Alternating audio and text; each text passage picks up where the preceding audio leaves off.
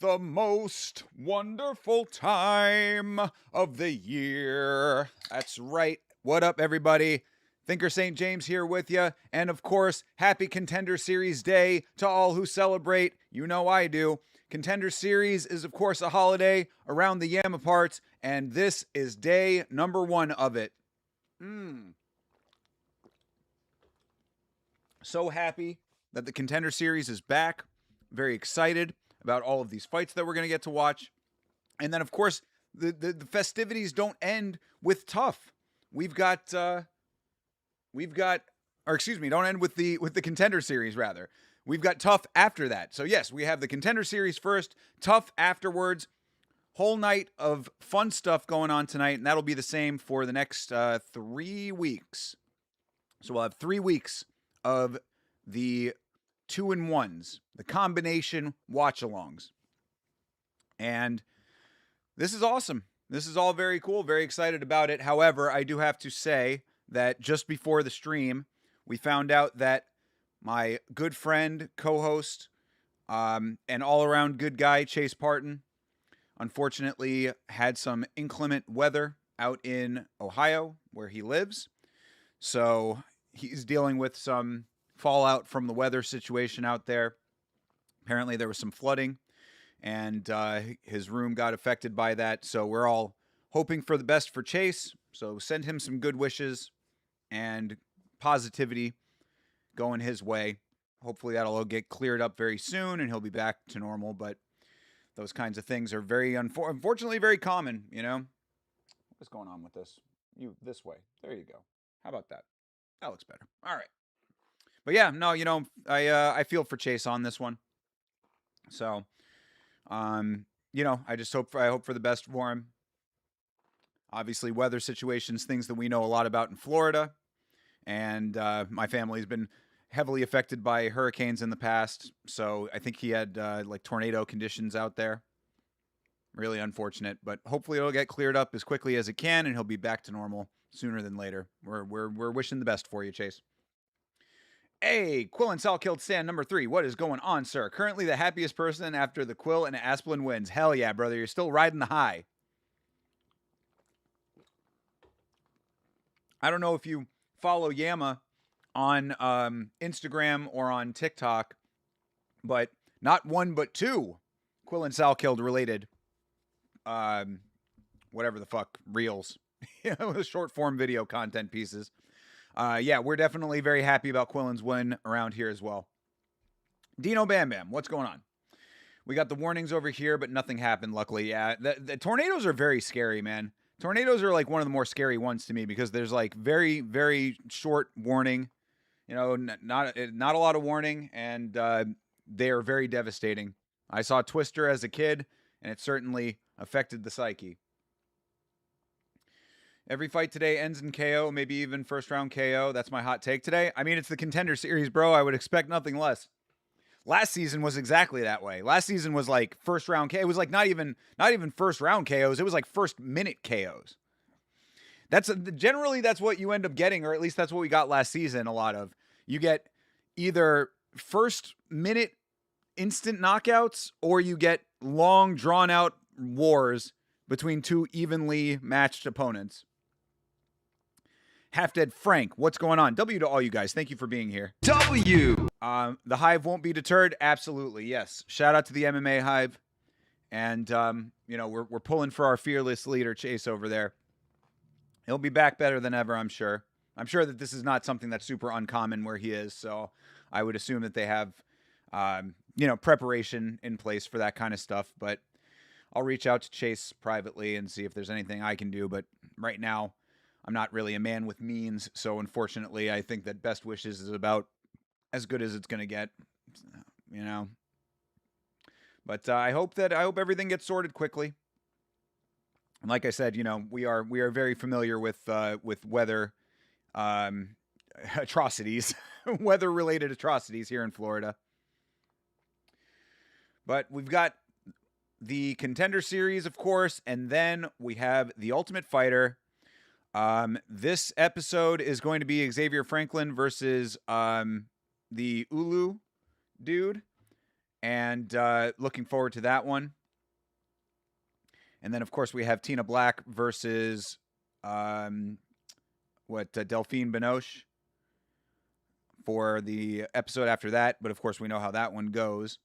So, looking like it's going to be Tina Black and Melissa Amaya in the finals for that one. And we know that Christian Strong wins on the last episode of the season. So we're going to find, basically today is going to tell us who's like, today is the last day of unknown fighters for the finale. So we already know that Tina Black is going to be beating Benoche because she's set to make her debut in the organization already.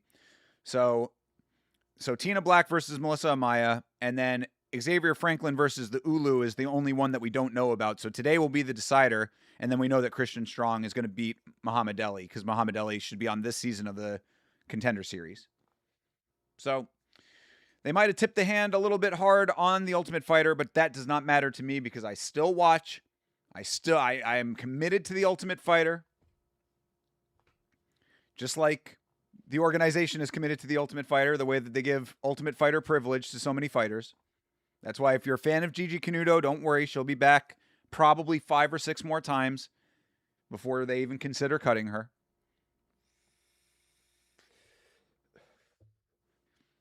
Gigi Canuto probably could just go over to UFC BJJ and just be fine. She's already competed over there. So, if she doesn't make it in the UFC, she could probably just be in BJJ and be fine. Also, speaking of BJJ, I heard that Craig Jones is getting ready for CJI 3 and that there's going to be a new format yet again. They've been switching up the format every go-around. So this one's going to be like some kind of like Royal Rumble-ish style thing where it's going to be like a lot of competitors. And I think that the reward is like becoming like an apprentice professor to somebody. I got to reread the Instagram post that I saw about it, but I guess the good news is that the CJI is coming back at some point. John Dong. Yes, I know how you asked about Amasov and Oralbai. Wish that was the fight they had on 330. That would be a sick event. Yeah, it is a little ridiculous that we're getting Oralbai versus Jeremiah Wells to start the card off. I think the 330 is a lot better than people are making it out to be. After going through and reviewing it yesterday, I think that those fights are pretty good. I think that there's actually some pretty quality fights on that card. But giving Oralbai a layup like what he gets in Jeremiah Wells is a little ridiculous at this point. Although Chase did make a good point. I guess that Jeremiah Wells is a ranked competitor. I did not realize that he was in the rankings. But they're probably looking to clear the rankings out to make way for Oralbai. So he gets this win. He enters the rankings. That fight that you're talking about with Amasov might actually happen at some point. Depends on how dominant Oralbai is in this fight, perhaps. The event is better than I was making it out. Yeah, I think so. And look, every event has the potential to be either great or terrible, So we'll see. We got to see in real time once it actually takes place. But same with like last week in the Apex. Excellent card last week, I thought. Co-main event kind of week, whatever. But other than that, I thought it was great. The Joel Alvarez fight is interesting, and I like watching Oralbai. There you go. Bleeding Edge, what is up, brother? W. Hope you're having a good week, bro. Hope things are on the upswing for you. I'm glad to see some midweek fights. Brother, this is the greatest time. I started it off with the song, bro. It's the most wonderful time of the year. Right now, I love the Contender Series so much. I am watching on Paramount. It is on the on Fight Pass. I'm watching on Paramount because I think that that's where most people who have Paramount are going to be watching. But depending on how the quality is, I might switch over to Fight Pass for other viewings of it. But and the other reason, of course, is because we're going to be watching The Ultimate Fighter after this, and it'll be easy to switch over. But yes, I am watching on Paramount Plus. I mean, shit. I'm paying for Paramount Plus as a subscription service. I want to get the most out of it, and I want to see how bad they fuck it up if they do. Also, it is 7 o'clock on the nose, so they should be starting here any second. headphones going on.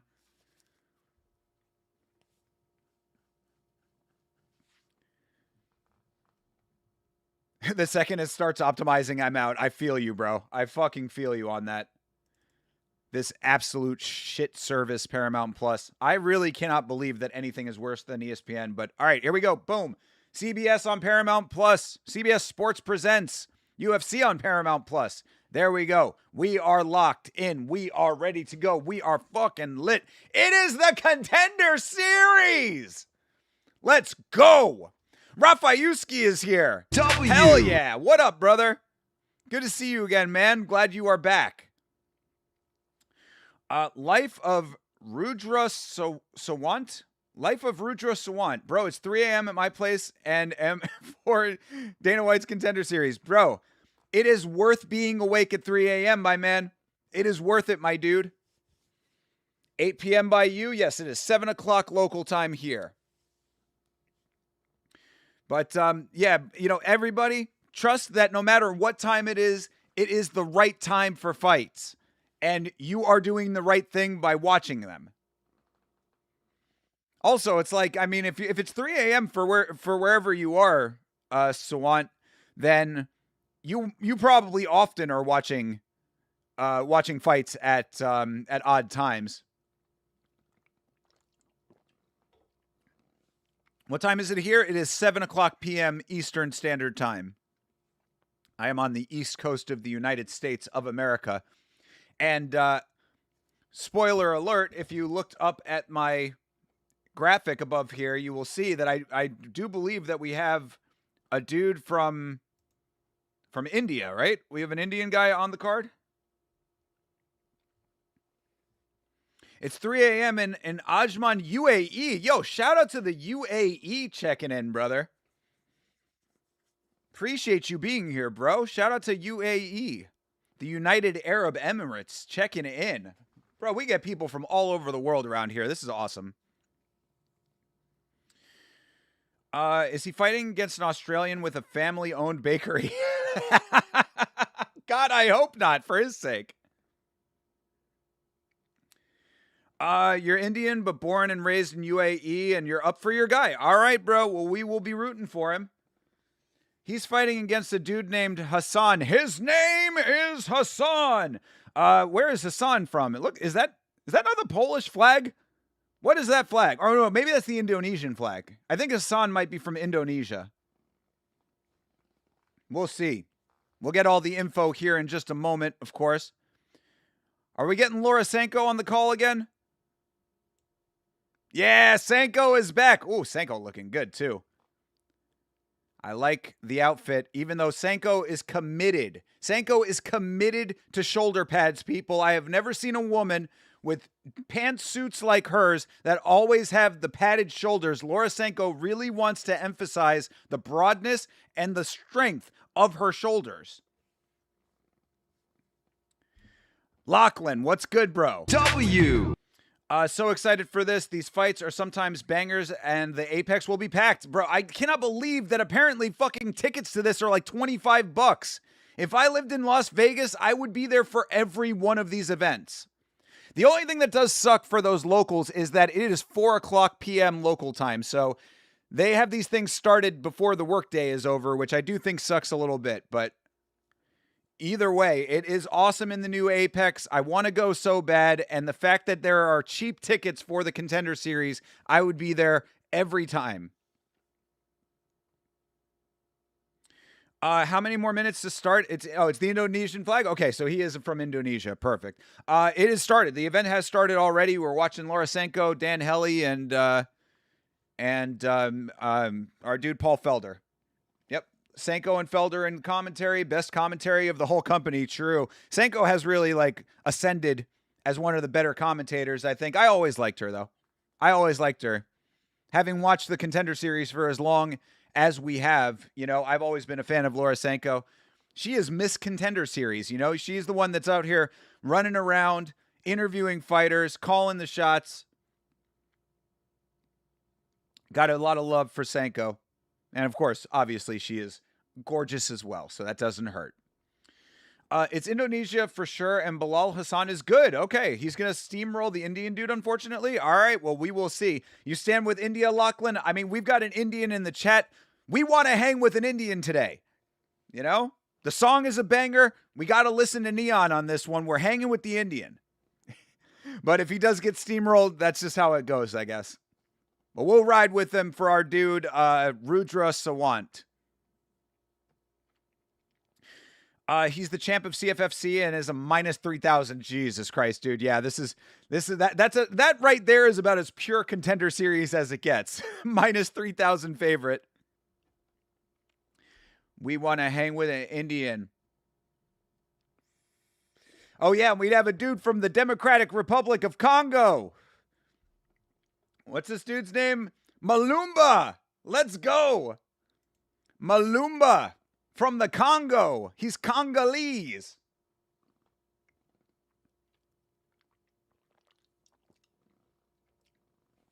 Hell yeah. I cannot wait to watch some fights. Yeah, it is awesome, man. You know, I remember last year when we were still talking about the Paramount changeover, Chase was saying it would be really awesome if we just had like a year-round Contender Series. And I'm like, man, I am super down with that idea, to be perfectly honest, man.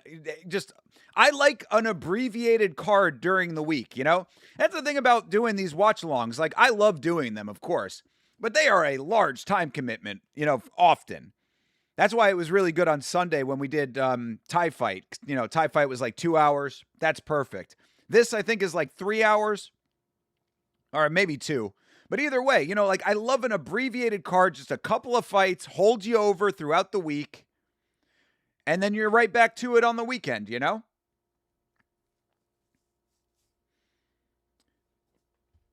Malumba with 100% finish rate. Let's fucking go. All right, and we are looking at all of our fights here. American and American in the main event. Escaraga versus Alashgir from Lebanon. Or Alsagir. Excuse me, that's what it is. Alsagir. Hassan versus Saikia. Saikia being our Indian dude. And yes, Hassan from Indonesia. Pagliario from Cage Fury. A lot of guys on here. We're going to be getting into it.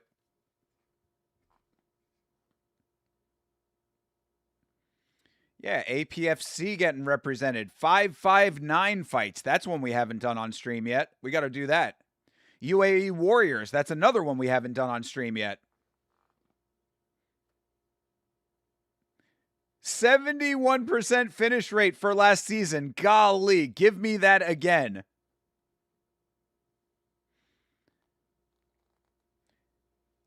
Yeah, Lachlan, you weren't kidding. You can see how crowded the Apex is. He's Bilal the Indo Ninja Hassan?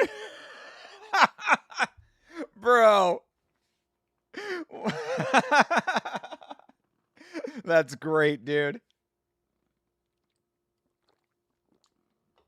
As you all know, unless I have seen them in our viewings of regional promotions, I don't do any research for the Contender Series. I get to watch this just as I would with the regionals, as a fan, learning, gaining new information, and just enjoying some fights without having to go too deep into it.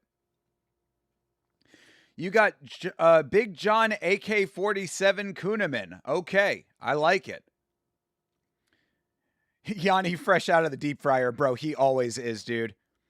What was that guy's name? George Hamilton? The actor from back in the day? Who used to have that orange-ass skin? He reminds me of him. Like, there are definitely people that need to, like, get into people's ears sometime and be like, bro, you need to lighten up on the tanning, my guy. It's one thing to be tan. It's another thing to be golden brown. These dudes are both wrestlers with a bunch of subs. All right, could be a WrestleFuck affair. We'll see. Maybe they'll just want to strike. Maybe they'll know that they're both wrestlers. Oh, Corey Sandhagen is vouching for John Kuhneman. What do you think about that? I know what Chase would think. I don't give a fuck.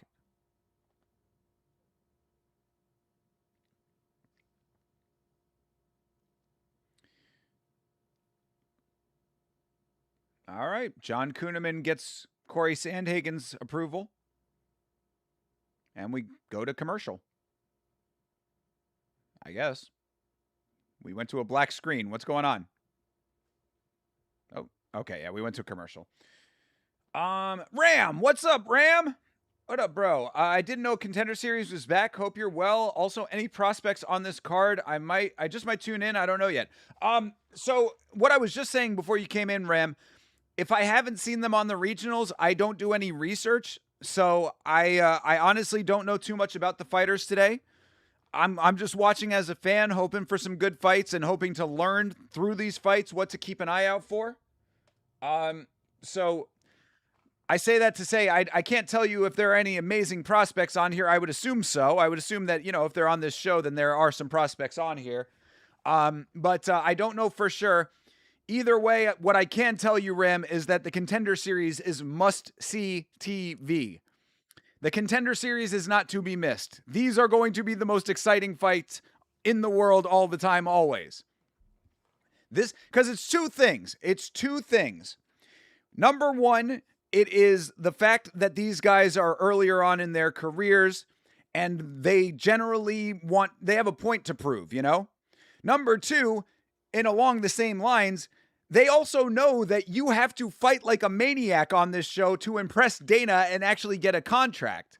So you have guys who are still formulating their fight styles, know that they have to fight like maniacs, and are going to put it all out on the line because this is the dream of getting in the UFC. So these fights are often the best fights you're going to see all year. In fact, if you remember last year, Mark Vologdin versus Adrian Luna Martinetti, right? Adrian? Vologdin versus Martinetti was on a lot of people's Fight of the Year list, and that was on the Contender Series. So yeah, definitely tune in if you have the opportunity to, brother.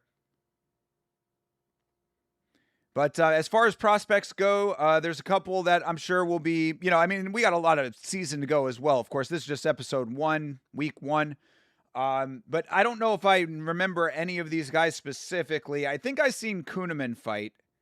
I think that's one that I remember. But aside from that, I am just watching, hoping to enjoy some good stuff. Might miss the first 2 fights, though. I ain't home yet. Brother, there will be more to go. We got 5 fights on the Contender Series tonight. Again, I love just an abbreviated card. Get in, get some good fights, get out, watch some contracts being awarded, and then, of course, we're going to be doing the Ultimate Fighter thereafter.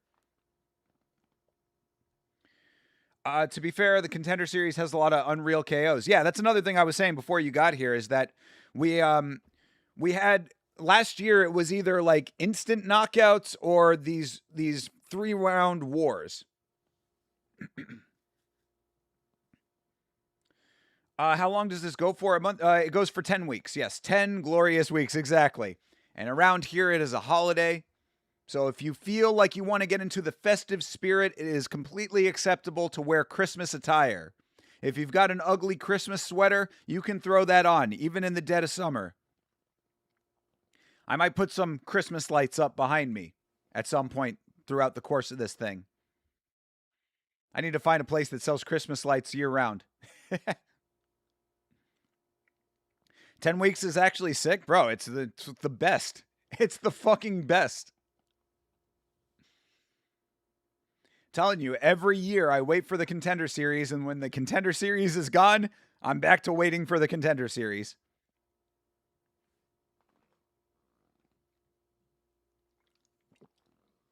Oh, our dude John Kuhneman is doing it for all the type 1 diabetics out there. Shout out to Kuhneman, overcoming diabetes. Why is this John dude trying to look like Gazeev with that beard? He might legitimately think that having the daggy beard is like an advantage in the sport, bro. He might legitimately think that, like, yo, if I shave the mustache and keep the beard, like, people might think that I'm more of the real deal. He might be the first guy that I've ever heard with an American accent with that beard. It's crazy too, because he's got a full mustache. You can see that he could grow the mustache if he wanted it, you know? Damn, I bet cutting weight is hard as fuck with that. With the with the beard? Oh, with diabetes. I was like, God, I'm an asshole. Sorry. Cross two conversations there. But yes, no. On a serious note, yes, no. Diabetes probably does make cutting weight pretty difficult, I would think. Yeah, you got to be really disciplined. Yeah, I mean, you got to be really disciplined in general. I mean, you've got insulin to worry about. And then, of course, your blood sugar level is something that you're always going to have to be watching out for while you're cutting weight. Must be very difficult. It's probably why he fights at heavyweight, right? This is a heavyweight fight, isn't it? Either that or light heavyweight. These are big guys. Oh, shit. No, it's middleweight. Damn. This dude's a middleweight? That's crazy. He's a big middleweight. Speaking of Christmas, actually, when do you start putting up decorations, and when is it considered inappropriate to have decorations up after New Year's? Back when I don't have kids, so I don't really do Christmas stuff very much, and like my family is like checked out of Christmas. Christmas is actually kind of depressing for me now, to be perfectly honest, dude. I think I have a little bit of seasonal depression at this point because I used to love Christmas like a lot. I used to really, really love Christmas. And now that me and my family and my sister and that generation of my family is grown, my folks and like my that generation of the family, they just they don't do anything for Christmas anymore, really. So we just get together on Christmas Day. But I would say that you can start putting up Christmas decorations around Thanksgiving, maybe like the week before Thanksgiving or Thanksgiving-ish week is appropriate to start. And no longer than a week or two after New Year's is appropriate to take them down. And just know that if and when your boy does have a family of his own, I am going to go all out for Christmas because I still love Christmas. It's deeper than that. Dude cosplays as a Dagestani? I mean, that's about what I was saying, right? You mean he actually like pretends literally to be a Dagestani? Yeah, men carry weight in the beard. Also, we did find out, me and Vitzking did find out that the beard does absorb impact a little bit when you get hit. So having a beard is actually beneficial in MMA. When's the bout? It's going to start. It's starting right now. Or at least we're getting the first person coming into the cage. Crop shot. I think we've seen Crop Shot fight before too. I remember that name. But yeah, Crop Shot versus Kuhneman's about to start. Then we have one more fight after that, and then your dude, Psychia, will be after that. So you've got 3 fights, basically, until he's up. Or 2 fights and then him.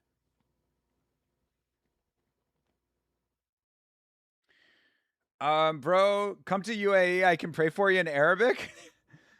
I'm good. Thanks, bro. But I would go over there sometime. That'd be cool. Never take them down and you want to have to put them back up. There's also something to be said for that too, Bleeding Edge.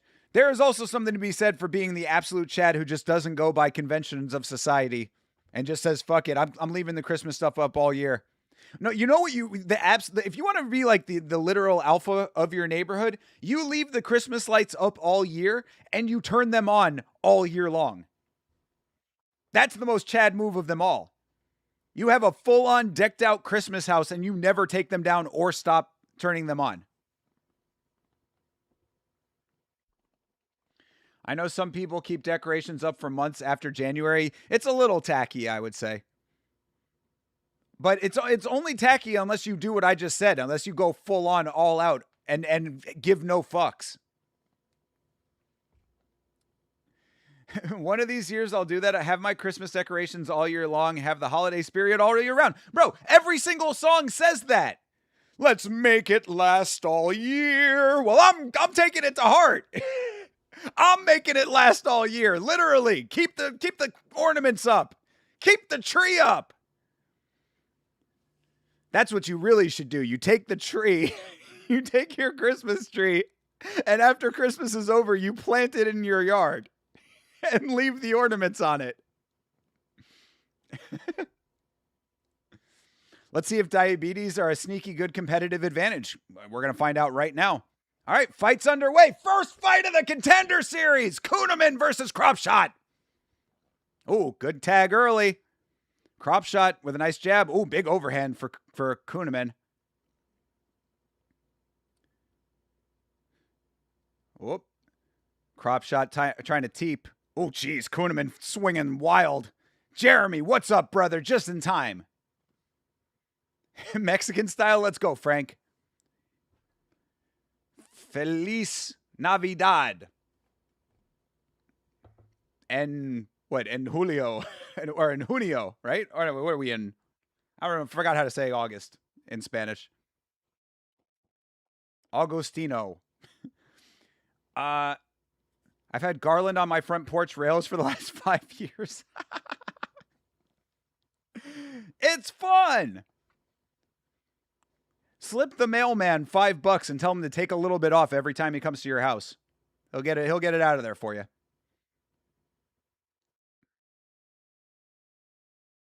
Oof. Head kick just barely missed for Cropshot. A little blood on the side of Kuhneman's nose there. Something caught him. Oh, nice. Another nice jab. Oh, a couple good strikes got through for Kuhneman. Bro, he is winging shots. This guy is crazy. Windmill. Kuhneman. Nice front kick. Yep, the teeps are on point for a Cropshot here. And the jab. Teeps and jabs. Bro's fighting like Strickland right now.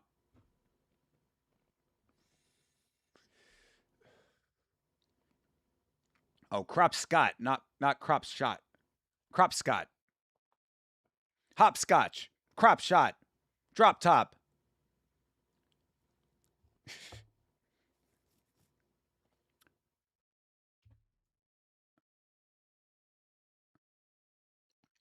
Yeah, this dude Kuhneman is throwing a lot of power onto his shots, man. He's got to be careful. He's going to gas out.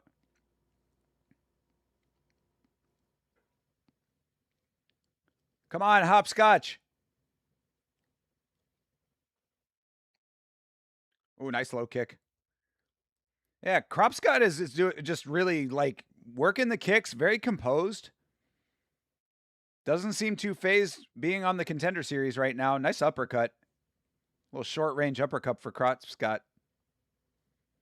This dude Kuhneman is going to get countered like a motherfucker if he makes it to the UFC, dude. He swings wild. That was a great connection, though. What do we always say about wild striking? It's only crazy if it doesn't work.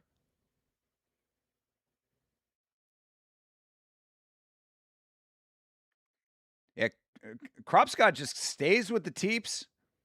High kicks mixed in there. Teepin' jabbin', teepin' jabbin'.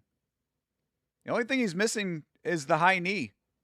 Oh, another decent connection there for Kuhneman. He swings so...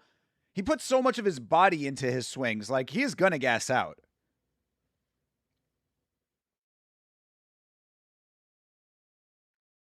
Also, based Kuhneman, no tattoos.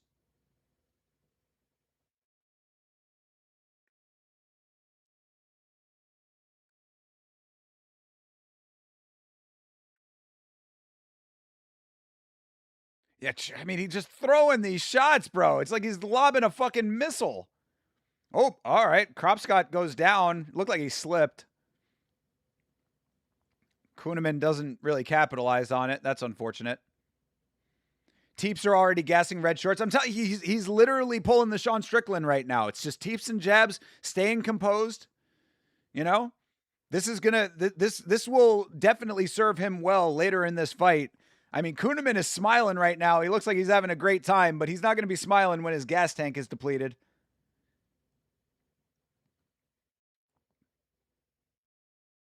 Oh, Gilbert Melendez in the corner there, they're saying. Shout out to Gil. Old school. Shout out to the Scrap Pack. Yeah, those teeps, man. He is teeping away. I mean, that's definitely a confidence in your chin for Kropscott, because I mean, this dude is like, he is winging crazy shots, and he's taken a couple of them. I mean, like, he's not landing them consistently, but Kropscott has taken a couple of decent power shots from Kuhneman. Yeah, and you can see he's spinning around already. He's starting to look slower. I mean, he's not like fully gassed out, but he's going to probably be gassed by round 3 if it goes that long. All right. At least it's a competitive fight to start the Contender Series. You know, we didn't get an instant knockout or anything. We would certainly be okay with an instant knockout. Dava Maulana. Did Bilal Hassan win? He has not fought yet. Bilal Hassan is not the next fight, the fight after that.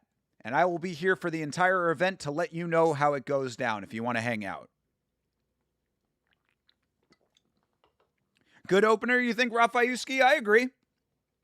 I mean, I like that. I like the dynamic, right? Because you've got a guy who's swinging big and heavy, you know, not exactly the most technical, but he's kind of trying to make it a brawl. And then you've got hyper technical on the other side with, you know, very surgical jab, teep, movement, composure.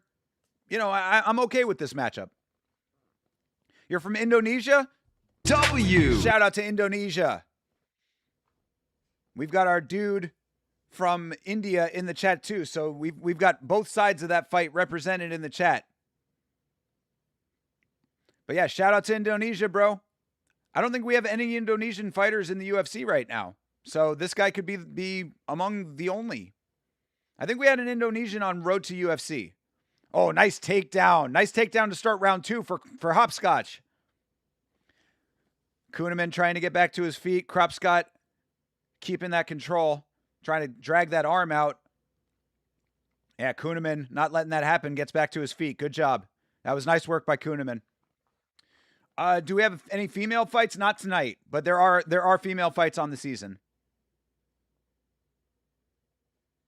Yeah, not tonight. Yeah, this is an all-male fighting affair this evening. We have all-male fights on the Contender Series, and then we're going to be watching TUF after this, and that is is a male fight as well. Xavier Franklin and the Ulu guy. Mr. Ulu himself. One of many. Lots of Ulus out there.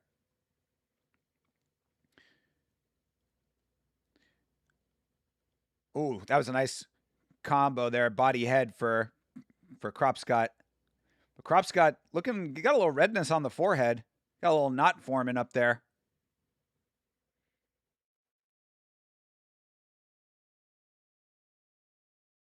I mean, dude, Kropscott's technical striking is really nice, man. All in Bilal Hassan from Indonesia. Yo, Indonesia showing out in the chat right now. Appreciate you guys. Shout out to Indonesia. Our dude, Bleeding Edge, says that Bilal Hassan is probably going to win the fight pretty easily, but we will see how it goes in a matter of moments. Sooner than later. We got one more fight in between this one and that one, and then that one will be right after.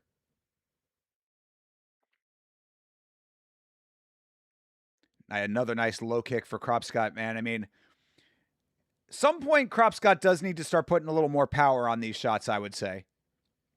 That's the only thing that's missing right now.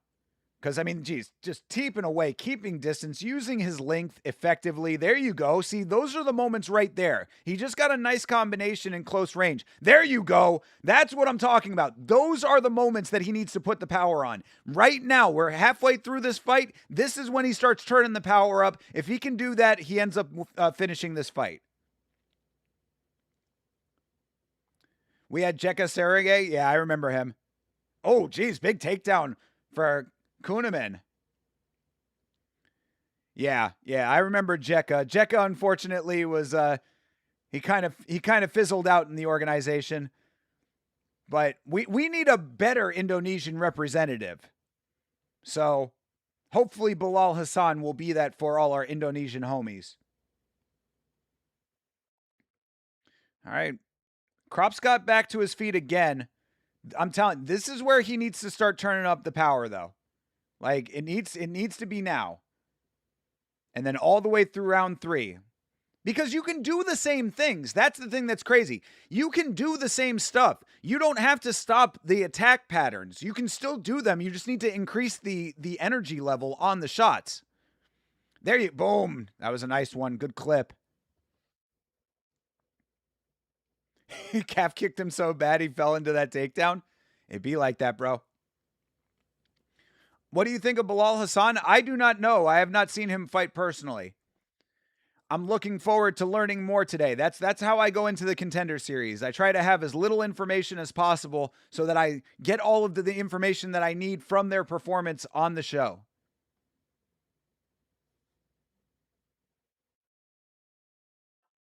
But I'm looking forward to it. I'm glad that he's got support. I'm glad that Indonesia is riding with him.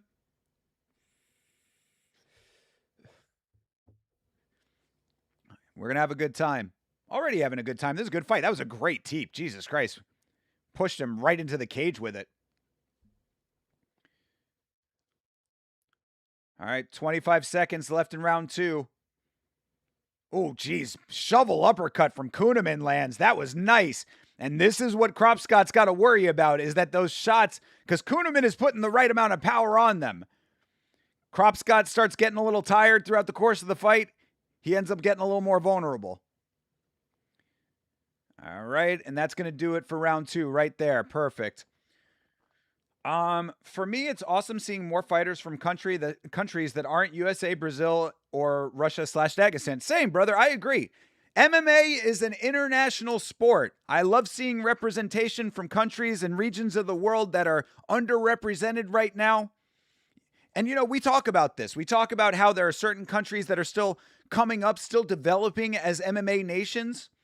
And it's great to see some of those starting to graduate into higher levels. You know, I think that like France would be a region that comes to mind immediately as a region that's somewhat still developing, but you're starting to see more fighters that are actually of like a higher caliber from there. Only been legal in France for a couple of years now. Would those two countries be like 90% of the UFC roster? Yeah, probably. Those 3 countries, yeah.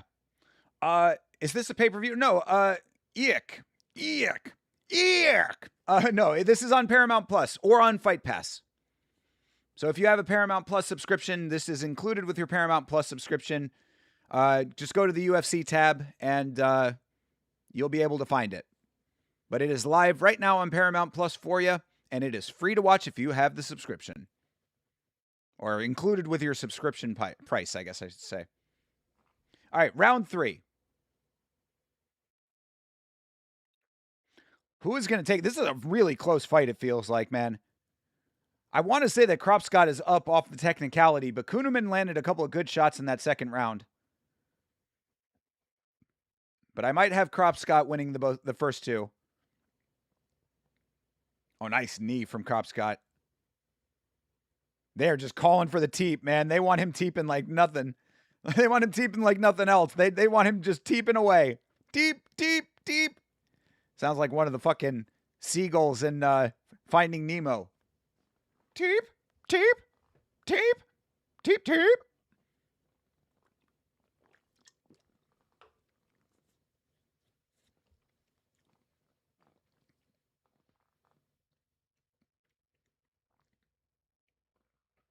This is the first third round of Kuhneman's career, they're saying. That's crazy. Welcome to the big leagues. This is where the big boys play. And it only gets harder from here. Yeah, Kropscott. I mean, talk about sticking to a game plan, man. That's the only thing that he's missing. He's just missing power in his shots.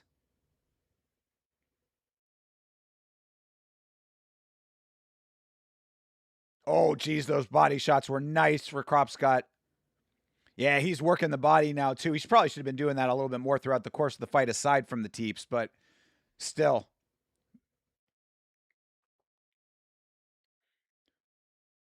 But yeah, Kropscott just needs to put more power on these shots at this point. That's all that's left.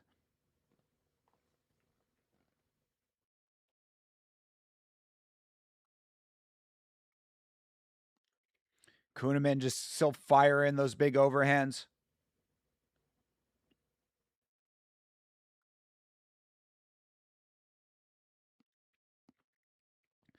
All right, big takedown for Kuhneman. They go north-south. Oh, Kropscott trying to lock up a heel hook. Yeah, nothing for that. Good job by Kuhneman to get out of that. Kuhneman back to the feet. All right, halfway through the round. Lorisenko making a good point. You don't want to go to decision on the Contender Series if you want a contract, even if it is a good fight.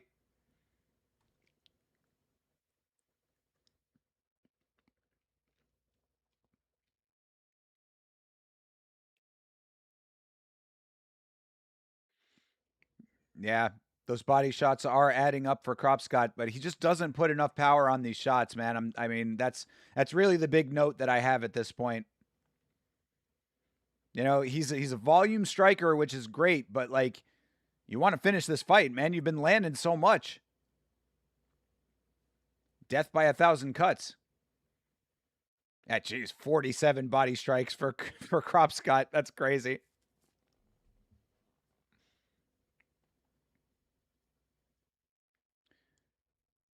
Yeah, Kuhneman is just he's fallen behind in this. Started off good with the crazy shots, but didn't land enough of them. I'd say this is going to be a 30-27 for Kropscott. This isn't Vologdin versus Martinetti to get contracts in a decision, right? Yeah, it's a good point. And that's the thing, right? I mean, like, this is not a bad fight. This is a fine fight to start it off, but like, you know why you watch the Contender Series. You know what we want to see, and you know what the boss wants to see.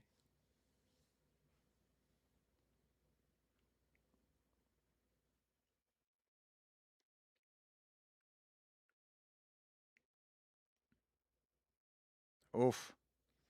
Yeah, Kropscott with some nice takedown defense here at the end. But, oh, Kuhneman getting his back. See if he can do anything with this. Not a contract fight, which it kind of sucks because it's a fine fight. But you know the thing of it, man. You know what this is? This is a good regional scene fight. Oh, Kropscott trying to pull out the armbar. He's got 20 seconds to do it.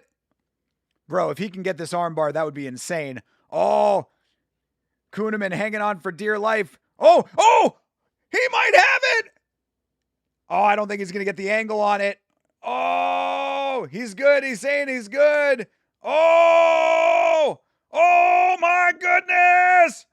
Wow, what a finish. Oh my God. Wow, no beanbag, but that dude Kuhneman's arm was fucking bent. Bro, that was sick, dude. Herb Dean pointing and looking right at where the bulge of the bone was. Yeah, hyperextension, that's an understatement.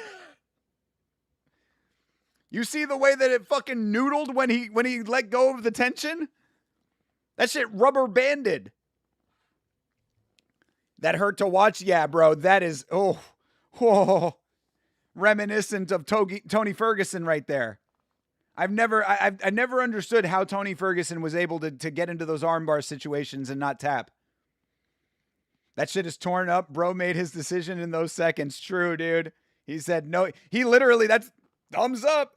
I'm fine. I'm not tapping. I'm on the Contender Series. There's no tapping here. I'd rather have the break. Sadly, he did all of that and is still not going to get a contract, though. Womp womp. That's unfortunate.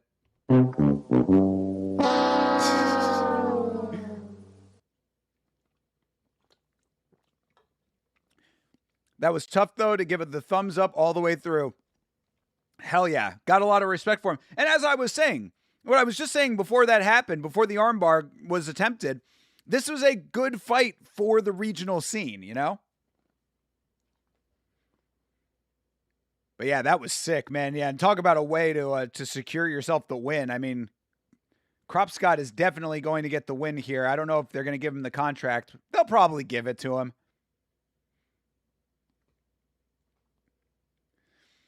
I'd say let him fight at... Wait, I'd say let I'd say let him fight at the end, but he needs to wait till next. Oh, let him fight. Put him on TUF next year. I'm okay with that. We'll see what the weight classes are for TUF next year. Shout out to Justin Bernard, by the way.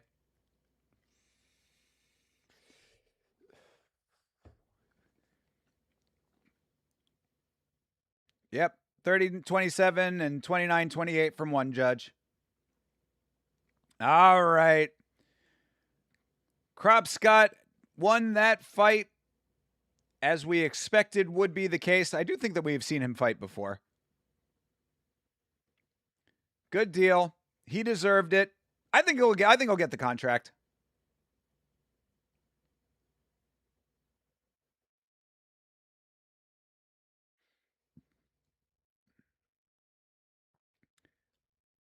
Hey, and there's Gil. Good deal. All right. That was a fine fight to start. But you know what we are looking for here, folks. We need to see some beanbags. We need to see some up-and-comers sat upon the golden beanbag. Yeah, that was a fine opener. A nice way to start, but like I said, it was definitely good for the regional circuit, you know? Good, competitive, but we need some finishes over here. We need to see some people sat upon the beanbag. Hey, you want someone to get blobbed? Exactly. We need a good old-fashioned slime out. Oh, there's the boss getting a handshake. Having a little conversation with Dana that's going to do absolutely nothing. Dana's going to make his decision whether you plead your case or not. Yeah, that was fine. That was a fine way to start. Who do we have next? Next up is Pagliarulo versus Malumba. Malumba with the 100% finish rate. Shout out to the Democratic Republic of Congo.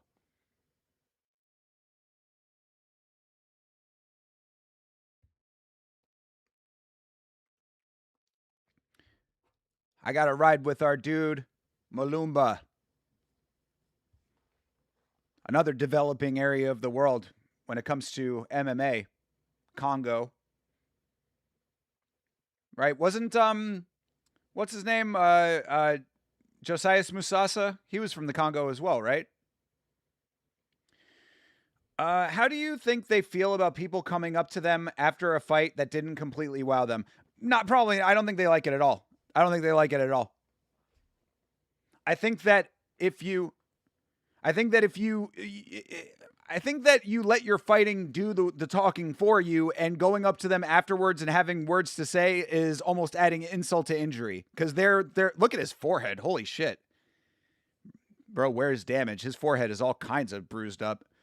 But yeah, I think that you go up to him after the fact and you start talking, and they're like, bro, if we wanted to talk to you, we would be talking to you. Like, we don't need to talk to you. You'll get talked to when you prove yourself worthy of this conversation. So yeah, I don't think they appreciate it, personally.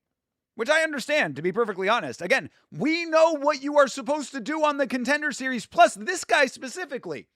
Look, like I said, this was a fine fight, but you do have to acknowledge the fact that he was teeping and jabbing so consistently and having such accuracy that all he had to do was turn the power up a little bit. And he didn't do that earlier in the fight. So, bro, finish your fucking fight. I'll get me a plate of fine nuggets made in my air fryer. Let's go, Rafayuski. Dinner of Champions. How is Mrs. Rafayuski doing? Bex, right? Hope she's doing well. The Miss Ayuski. Did you see that crop dust fight? Meat Rocket, what's good, brother? W. Yes, I did. I saw Hopscotch.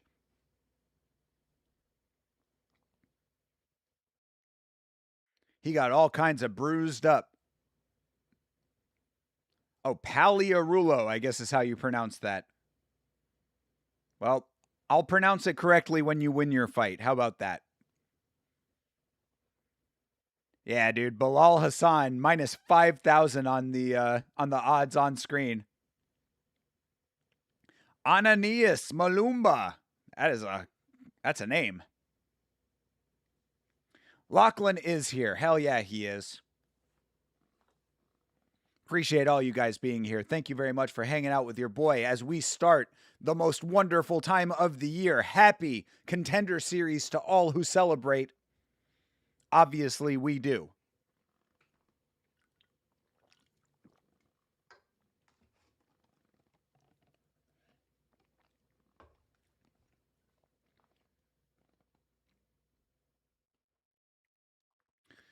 All right.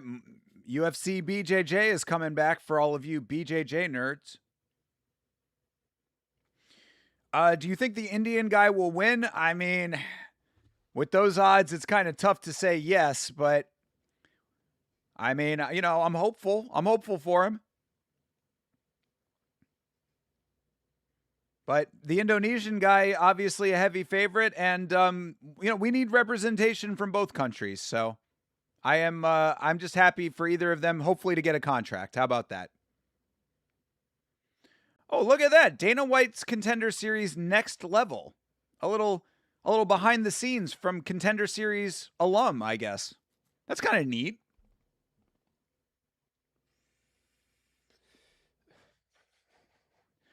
You have faith in your Delhi Destroyer? I like it. Coincidentally, the Delhi Destroyer is what they call me when I go to town on lunch meat.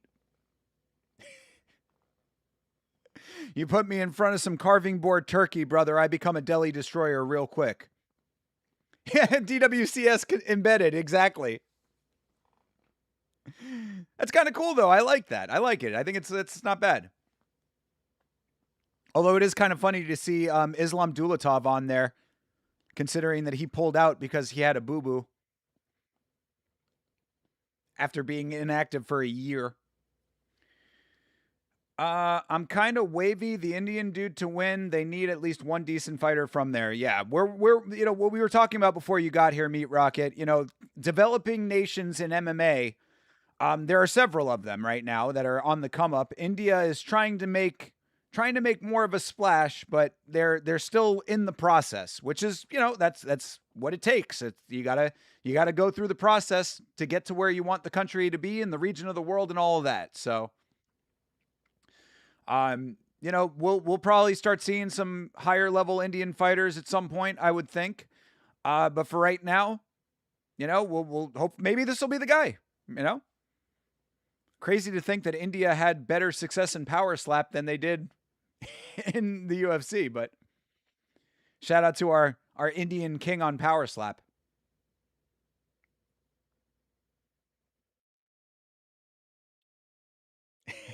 There you go, Lachlan.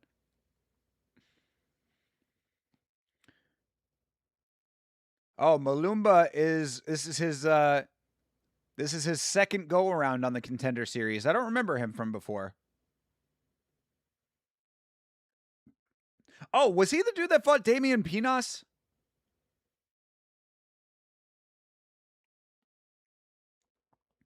He might have been the dude that fought Damian Pinos. That actually, I think that might be the case because I remember thinking, oh, this guy is like really like decently built. Oh, he lost to Rahiki. Okay, gotcha. Good deal. Thank you, Lachlan. Malumba has fought here last year, almost KO'd Rahiki multiple times. Yes, I do remember that fight. I didn't remember it being him, but yes, I remember Rahiki had some adversity in that fight for sure. Yeah, the Rahiki fight was good. Yeah, come from behind victory for Rahiki for sure.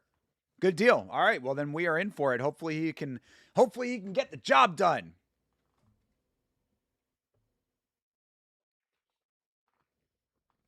Hopefully he can get the job done.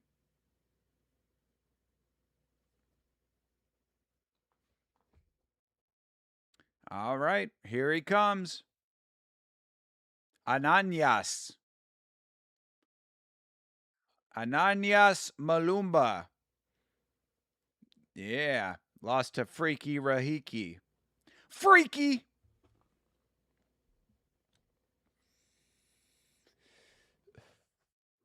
Lubumbashi, Democratic Republic of Congo. I like it.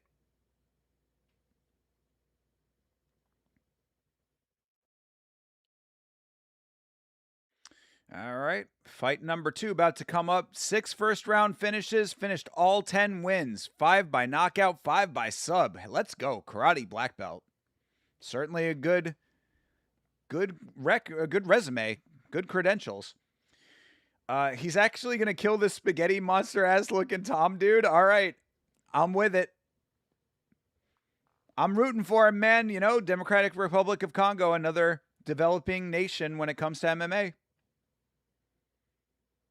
Shout out to our African kings. Malumba. This dude looks so familiar. I think we have to have seen him fight before, too.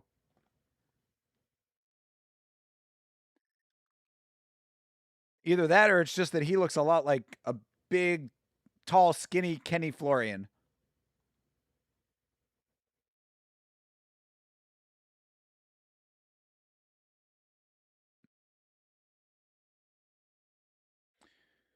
Yep, Corey Sandhagen singing his praises. Kind of looks a little bit like Corey, too. Why do all these guys look the same? Everybody at this gym looks the same.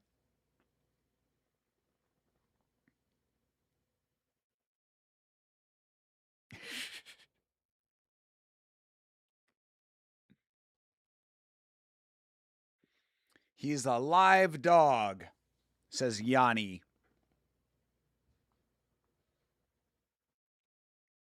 All right, Polyarulo looking real locked in. He's looking mean. Got his war face on. Show me your war face.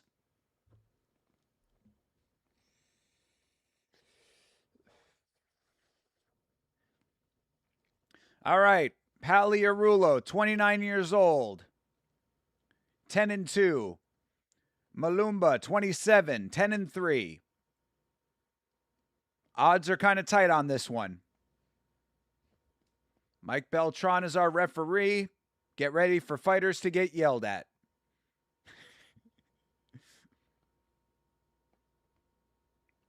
All right.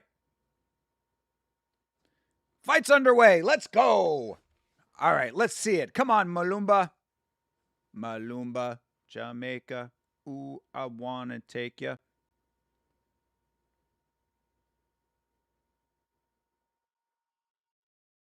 All right, oblique kicks to start. Almost slipped on the low kick there for Malumba. Oof, jeez. Straight. Oh, Malumba caught him. The straight sent Malumba back into the ground, but he caught him on the stand-up. Wow. Polyarulo got touched there. Nice knee to the body for Polyarulo on the stand-up. All right. Yeah, knockdowns either way. Somebody's going out in this fight.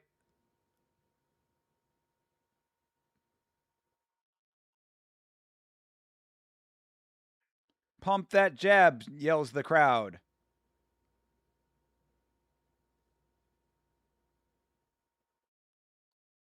All right, Polyarulo goes for a kick that gets blocked. Another low kick and another straight.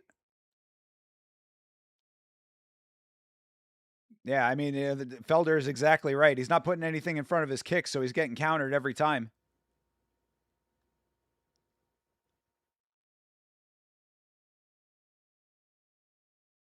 Oof. Near connection there. Oh, Malumba just misses on the kick, too. Couple close calls.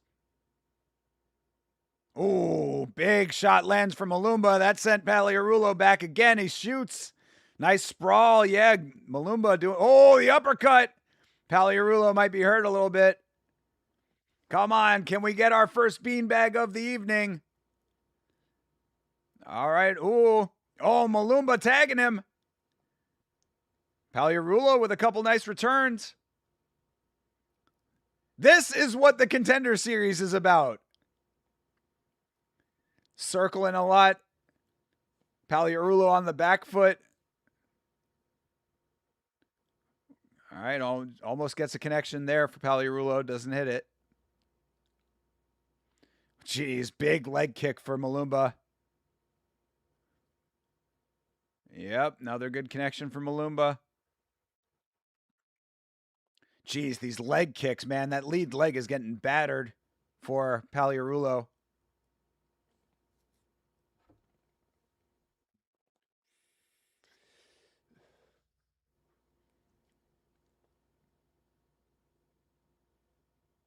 Ooh, another good clip there for Malumba. Left hand or right hand land. Oh, there's the shot. All right, that was a driving double leg for Paliarulo, but Malumba almost back to his feet.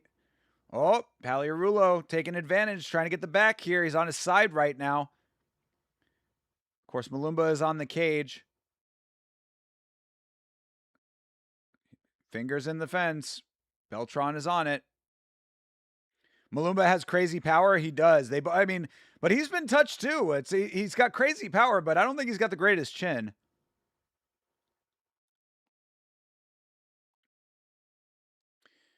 Minute 20 seconds right there, left in round one. Another inside leg kick lands. Oh, Paliarulo indicated it may have been a low blow, but doesn't stop action.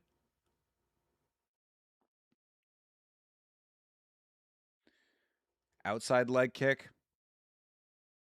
Another one for Malumba.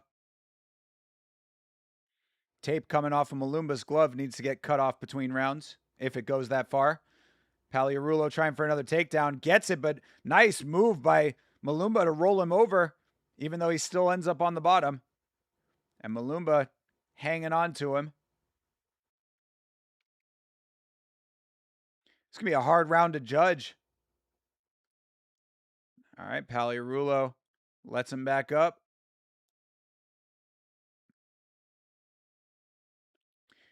I wish you had the Beltran mustache. You'd look badass, brother. If I could grow one, I would. This mustache don't do that. This mustache refuses.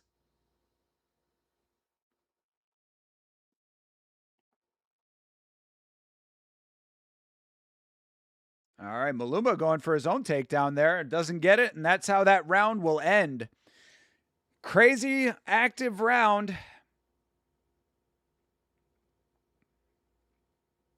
The mustache makes him breakfast in the morning.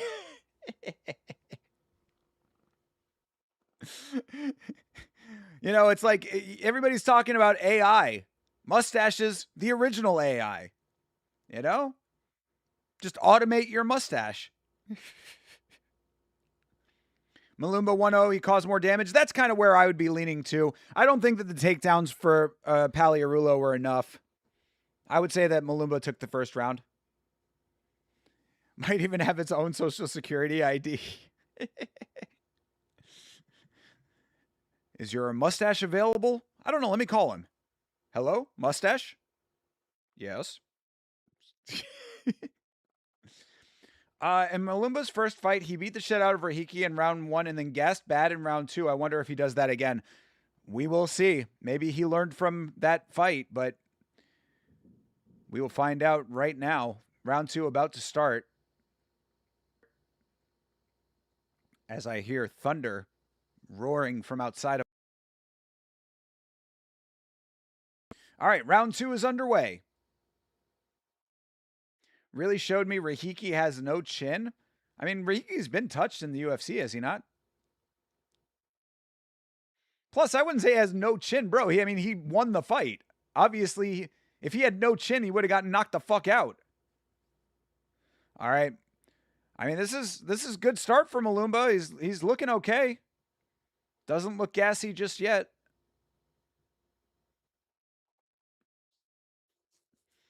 Those inside leg kicks, man. Kicks to the lead leg are going to add up on the Paliarulo side. He's got to really start checking some of those, but he's got that deep karate stance. There's a kick back for Paliarulo.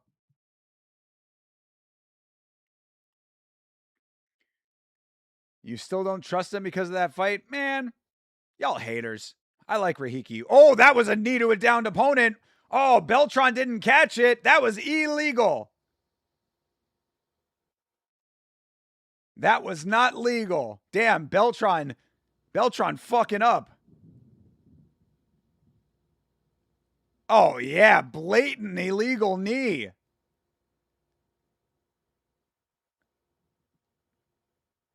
No, he did not pull it to the side at the last second. Give me a break. Yeah, it's Ryzen rules. Yeah, no shit.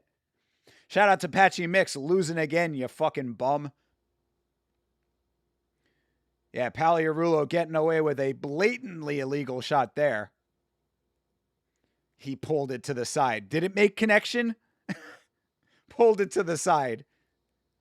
A grazing shot is still a shot. I do appreciate that Paliarulo is going for more knees.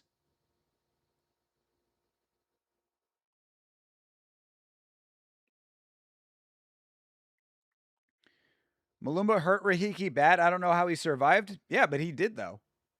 That's my point. That's how you know that Rahiki is better. Like, that's what I'm saying. You should be thinking Rahiki is better because he survived. He's got more heart. And yeah, Malumba has definitely slowed down a little bit in this second round, but it does look like he's okay cardio-wise.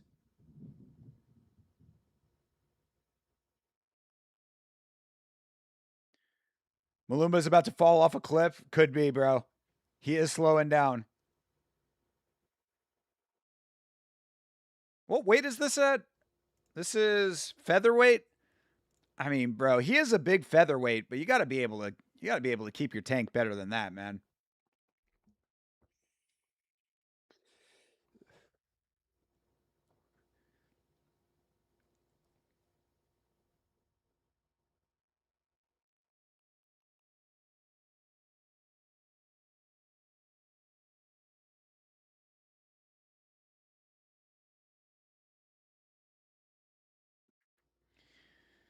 Both these guys kind of slowing down a little bit in this round. Ooh, that was a near connection for Paliarulo.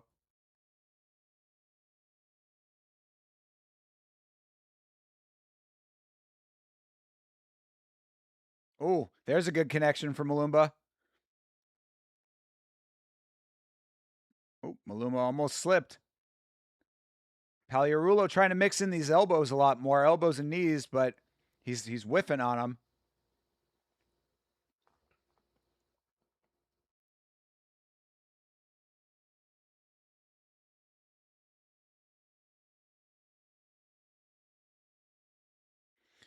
All right, yeah, they definitely have slowed down significantly.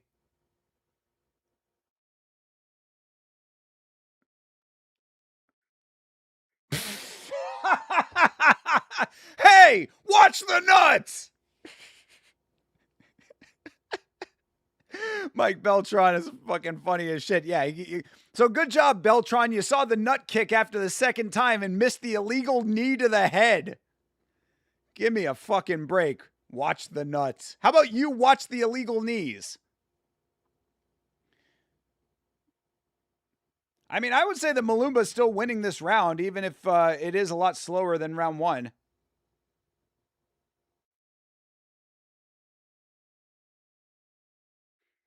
Good kick to the body. Oh, that was a good connection there from Malumba. Nice knee connection for Paliarulo. Ooh, spinning elbow attempt. Why bother having rules if you won't enforce them? Rafayuski, I've been saying that for a billion, gazillion, quadrillion years. It's all just legal. You will hear me say that often. It's just legal. If they don't enforce the rules, then all of the strikes are just legal. Grabbing the cage is just legal. Kicking in the nuts, poking the eyes, kneeing the head. It's all legal. It's just legal. Alex Pereira found that out in front of the fucking White House. You feel like that was all red glove? He was whiffing on all of his shots, though, bro. He was whiffing on all of his shots. He was more active on his feet, but he wasn't connecting, though. I think that the actual connections were coming from Malumba. There you go. Boom. Uppercut lands. All right, that was a good connection for him there.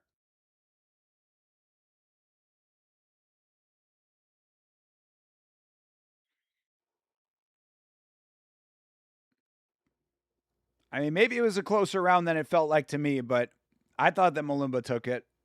I think he's up 2 rounds personally.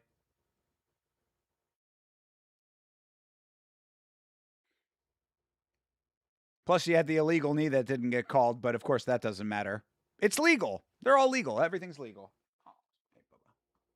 Yeah, my cat is scared because the rain's about to start.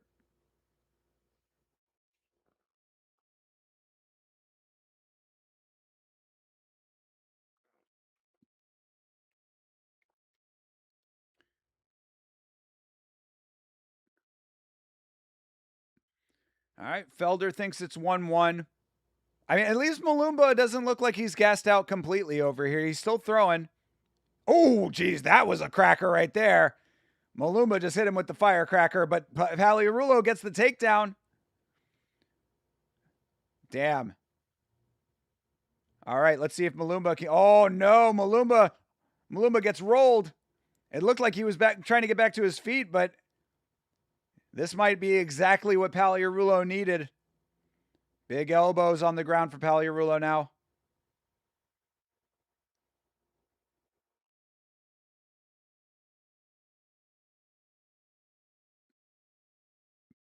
Yeah, this is bad. This is definitely bad for Malumba. Red's ankle buckled on the backstep. Oh, no. Maybe that's why he got this takedown. Oh, he cut Malumba. Oh, this optic's going to be good for him. And now, I mean, the fact that Malumba might have been on the edge of that cliff you were talking about, being on his back and cut. This is going to be Paliarulo's round unless Malumba can really find something here. Oh, he's trying. Yeah, half guard here for Paliarulo. Going to be able to just kind of control this. Can't believe this is going to decision. I know, bro. 2 decisions to start the Contender Series. This is not what you want. This is not what we were hoping for this season. But both fights not bad, though. This is not bad.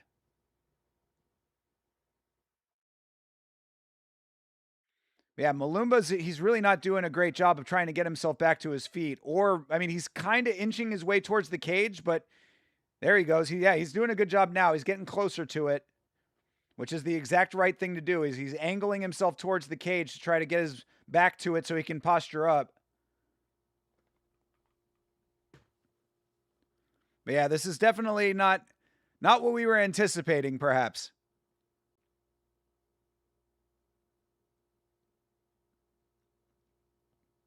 But yeah, Paliarulo does a good job of turning his body away from the cage. You wanted Malumba to KO him? I know, bro. I mean, shit, dude. I would just like a finish at this point. I cannot believe we're 2 fights into the Contender Series and we have not seen a finish yet.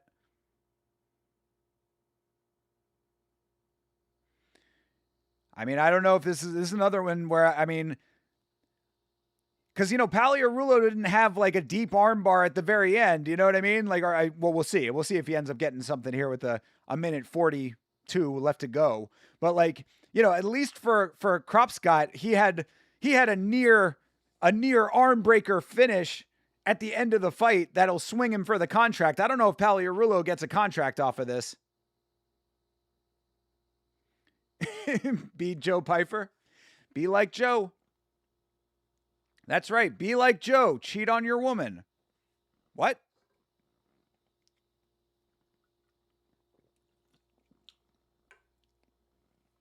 Be like Joe. Cheat on your woman and then give yourself to God.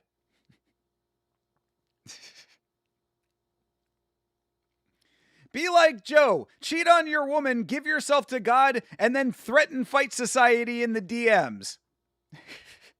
All right, I'm done.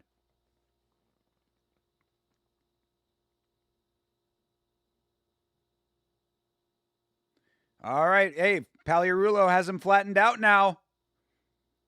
Oh, Paliarulo might be finishing this. We might get her. We got it! Beanbag!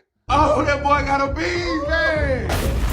Ooh, that That's a beanbag. I wouldn't say that was the most satisfying beanbag I've ever seen, but sit him on the beanbag nevertheless. Paliarulo finishes the fight in round number 3. All right. Freaking sick KO, was it? I don't know if I'd go that far, but yeah, fine. Yeah, I mean, I give it to Paliarulo, and I think Felder's saying the right thing. That is what you want to see. I mean, he did find the finish in the end.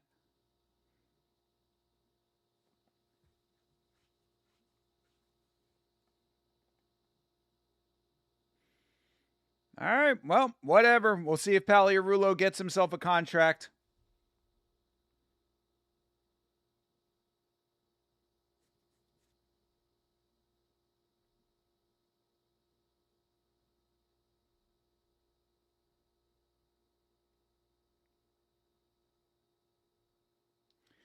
Oh, yeah. AEW Wrestling is coming to Central Florida.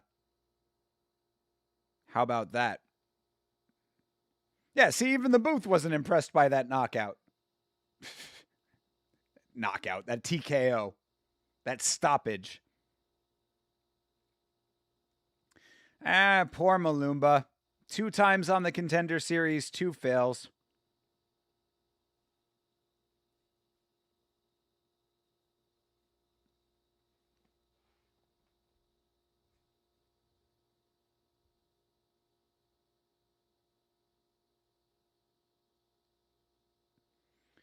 All right. Tom Paliarulo gets himself a win on the Contender Series. We'll see if he gets a contract. And up next is the fight that everybody has been waiting to see. Bilal Hassan versus our dude Saikia. India versus Indonesia.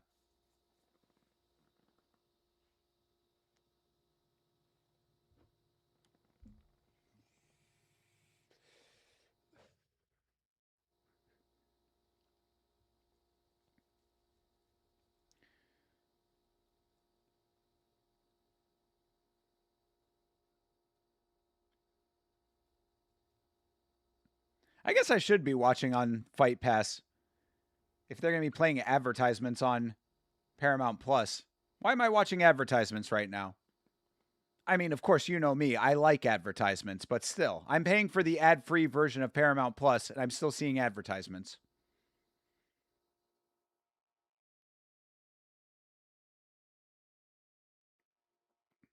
Who is watching on Fight Pass right now? If you're watching on Fight Pass, let me know.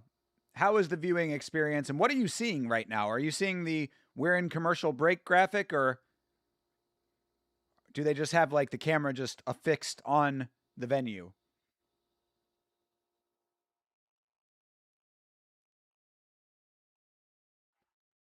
All right, we're back. Paliarulo chatting with the boss man.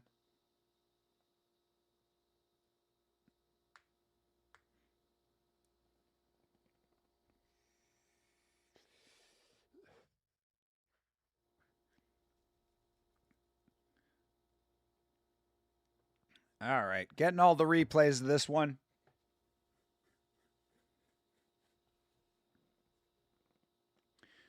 It's on Fight Pass outside the U. Oh, so it's not on Fight Pass in the United States? So if I went over to Fight Pass, I wouldn't see it right now? I mean, we're between fights. Let me take a look.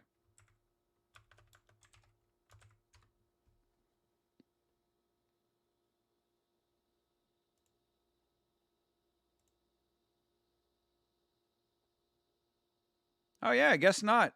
I guess you were right there, Half Dead Frank. Huh, how about that?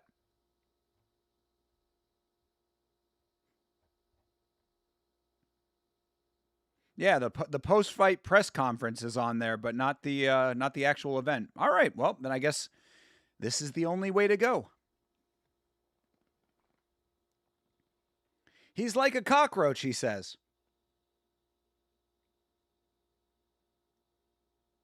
What does his chest say? Still I'll rise? There should be a comma in there. I think. Is that what it says? Yeah, I think that's what it says. But yeah, it should be still, comma, I'll rise. Because right now it's still I'll rise means like, I'll rise in a still motion. I guess technically they'd both be the same. Don't talk about language when you have a grammatically incorrect tattoo, sir.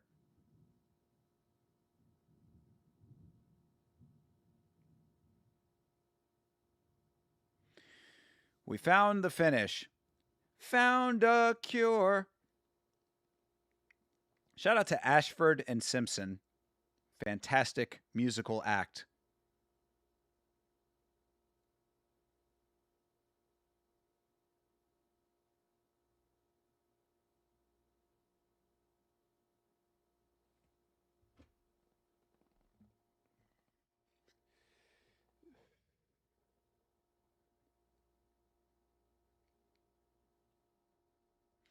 Sam the Nightmare. What's up, brother? What is up, man? How are the fights? The fights have been okay. For the Contender Series, I wouldn't say that they're like the greatest yet, but we've got a lot more to go. And just the fact that the Contender Series is back makes me very happy. So right now, I am feeling good. We've got the Ultimate Fighter after this.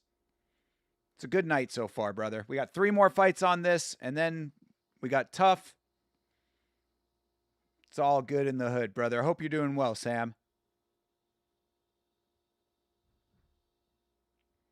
Oh, is that the Paliarulo sister? She's thick.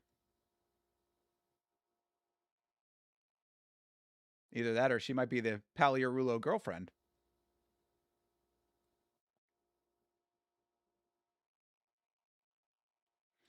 All right. His lovely family is in the crowd cheering him on. Happy that he got the win. Very supportive, he was saying. Very nice. Love to see it. Oh, it was, I guess, his wife. All right. How do you watch the fights? They're on Paramount Plus in the United States. You might have to watch them on Fight Pass, though, if you're outside of the United States, which of course you are. I don't know how it is in Canada though. They might be on Fight Pass for you as well, or excuse me, on Paramount Plus as well. I don't know. All right, Mridul Saikia. In Brazil, and you're watching from Paramount. All right, thank you, Rafayuski. Appreciate that check-in. The Indo Ninja, Bilal Hassan, 8-0 with 1 no contest. Half Dead Frank checking in, going for our Indian King. All right. I'm just hoping for a good fight out of these two. Hopefully somebody gets finished in emphatic fashion. Did he just do the moonwalk? I think Bilal Hassan just did the moonwalk in his intro video. Oh, DJ checking in from poolside to let us know that Bilal Hassan is his guy. Mighty Mouse.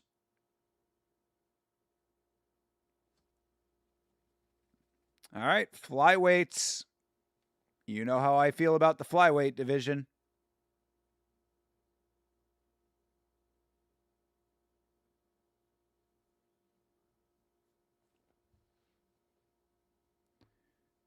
Jesus Christ, minus 4,500.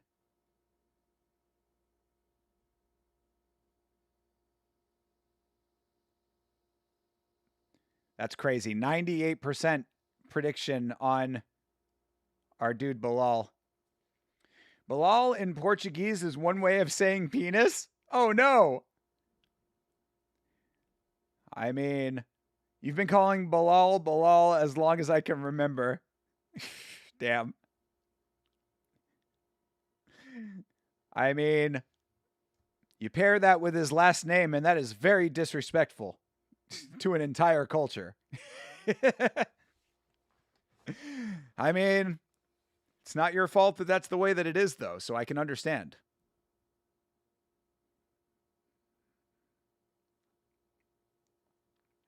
All right. Well, that's wild.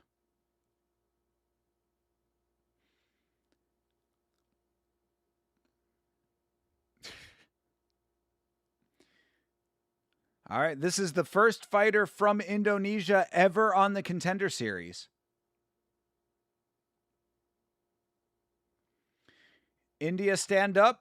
Let's get it, bro. I want to see it for our Indian king. Oh, this Indonesian guy speaks English really well. This must be an American Indonesian. Yeah, he's from Washington. Washington by way of Indonesia. He's not a real Indonesian. He's an American. You're American, damn it. Bilal Muhammad Hassan, exactly. He's Indonesian by ethnicity. He's an American. He was born in Hawaii. There you go. Yeah, you got Indonesian parents, brother. Take this fake ass Indonesian from my screen. Yeah, for real, dude. He's moonwalking again. He moonwalked and then he did the fucking superhero backflip. I don't know, man. I'm going for India on this one. I don't know if I like this guy. He's false flagging over here. He's fake repping. He's doing the moonwalk. He's doing superhero backflips. We got to go for our Indian king. No real Indonesian would do that crap. There you go.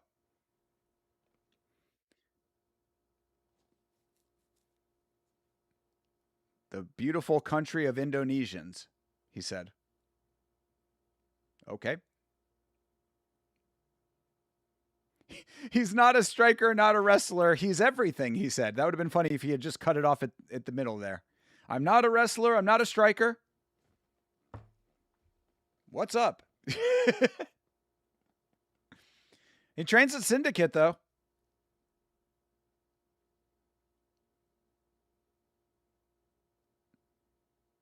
Damn, dude. 5 submissions and 4 knockouts for our Indian king, Merdul. Saikya.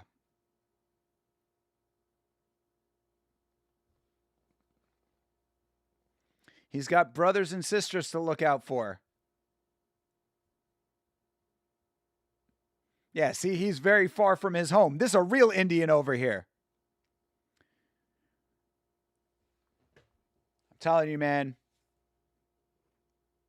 We got to get the song on the soundboard. We got to get the neon song. We are hanging with an Indian today. You really want the Indian to win? Would be a big upset? It'd be a huge upset, bro. It'd be a massive upset. I mean, shout out to all the Indonesians that checked in the chat, but this guy is false repping.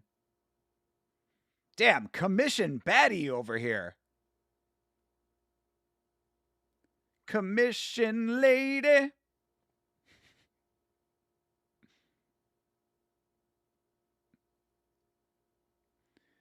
Damn. Come on, dude. This guy, Merdul Saikya, his mom passed away. He left everything behind back home in India, came over, went to Syndicate, out here chasing the dream. We got to be riding for our Indian king on this one, dude.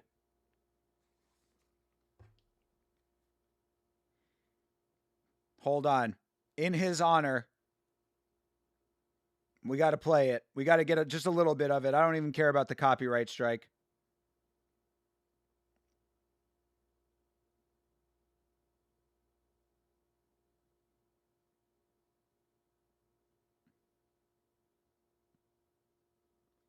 If Drew didn't film it, it ain't filmed right.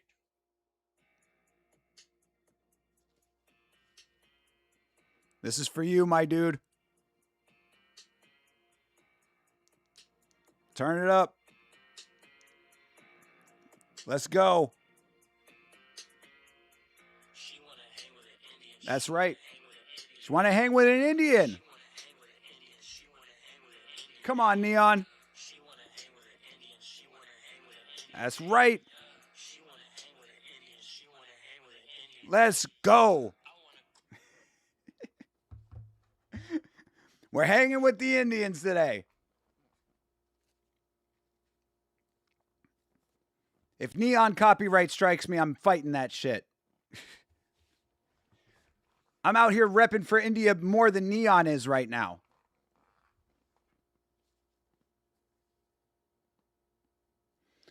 All right, Bilal Hassan, CFFC flyweight champion. Shout out to CFFC. We were just watching that recently.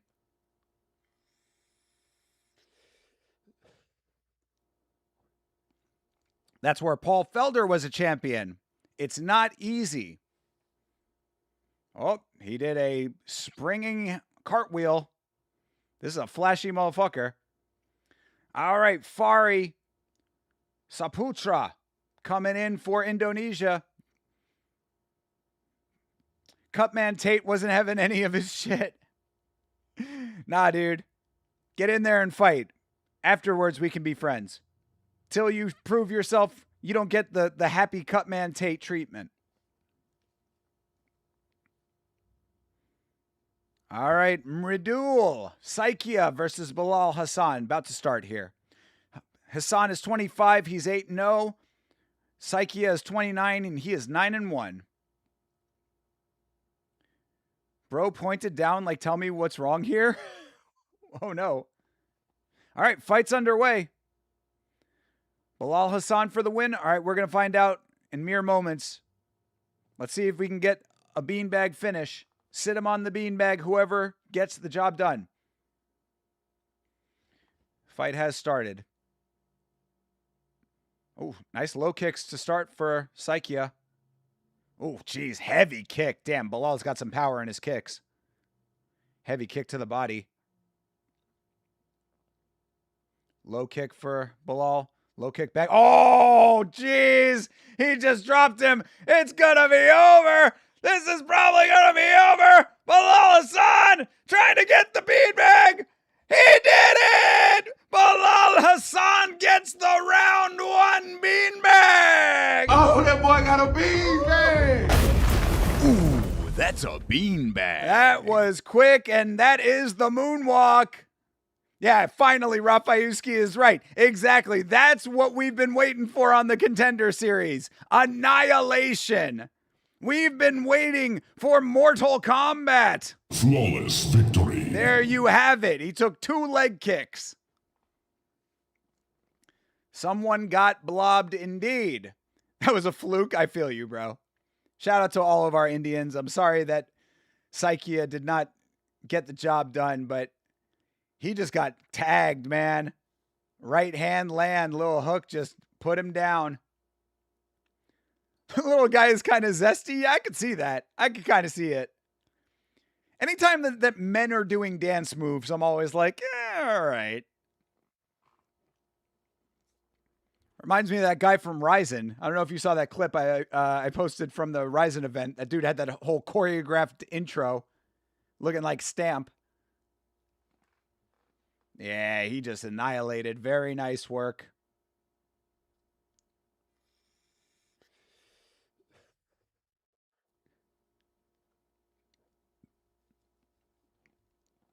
And he hit the moonwalk. Dana White munching on peanuts. Not even the best moonwalk I've ever seen. Shout out to Bilal, man.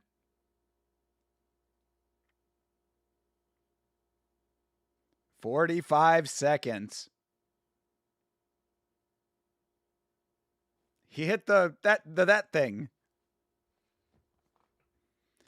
All right, Bilal Hassan and his little cheering section.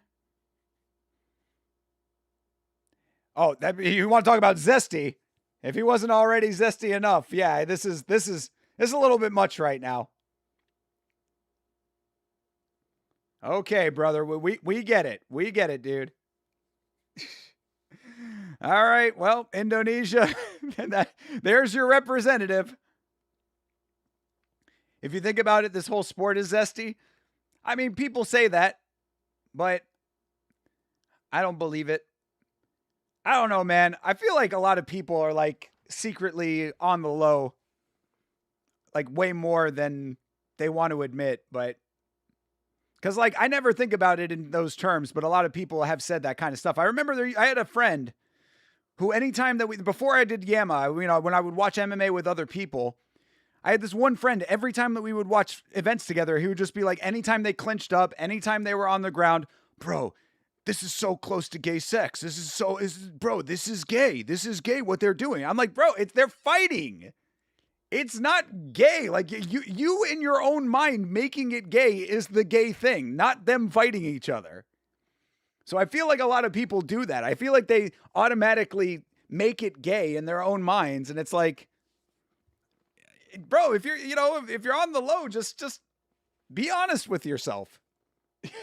It's 2026. You can be out. You can be proud.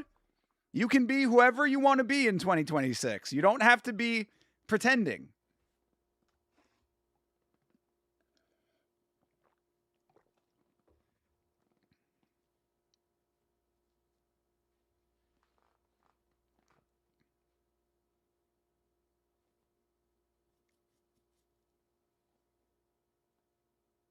Listen to this perfect English.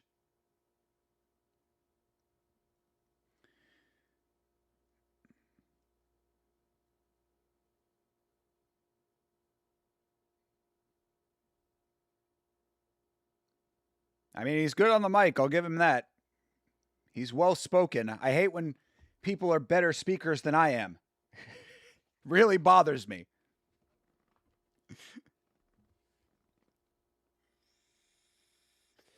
He's quoting Volk. He said the pressure is a privilege. He heard the great. He heard Alex Volkanovski and said, I'm going to take that. Oh, don't show us to us again. Please don't show us the crotch grab. Oh, God, he did it again.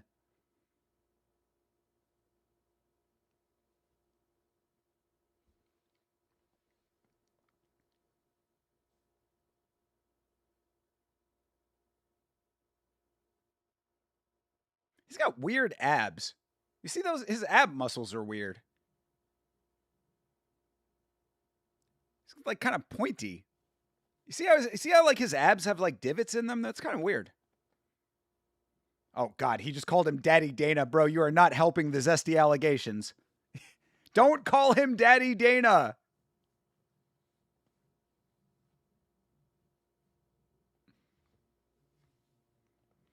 All right, whatever. Well, welcome to the UFC, zesty boy.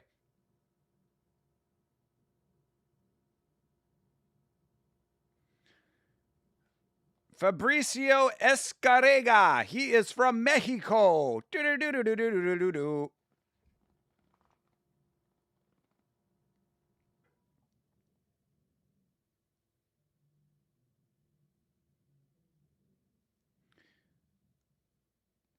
All right, Abe Al-Sagir. He is from Lebanon.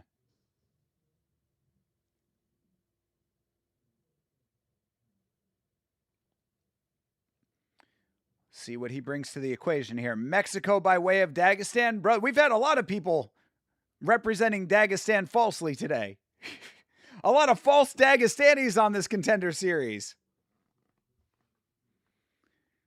I guess they just like the look, you know? I've often thought about it myself. I mean, I could get rid of the mustache and just keep the beard. I mean, I don't really have a good beard. I don't have good facial hair, period, but I could do it.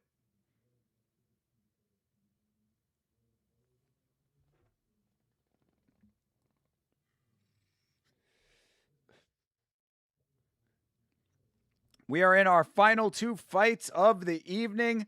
Contender Series runs like a top. Gotta love it.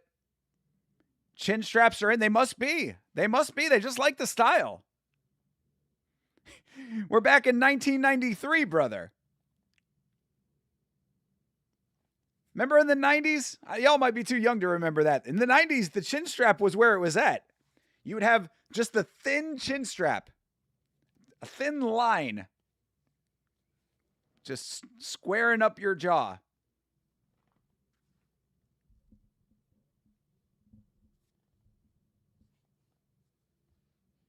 We were raised in the streets, he said. Abe Al-Sagir. Oh, is it Libya? I thought it was Lebanon. Maybe it is Libya. I thought it was Lebanon. Hold on. Libya. No, it is Lebanon.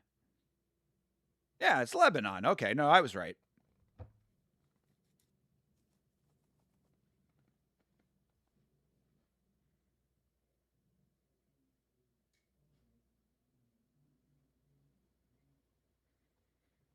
His mission is to change his family's life. Gotta love it.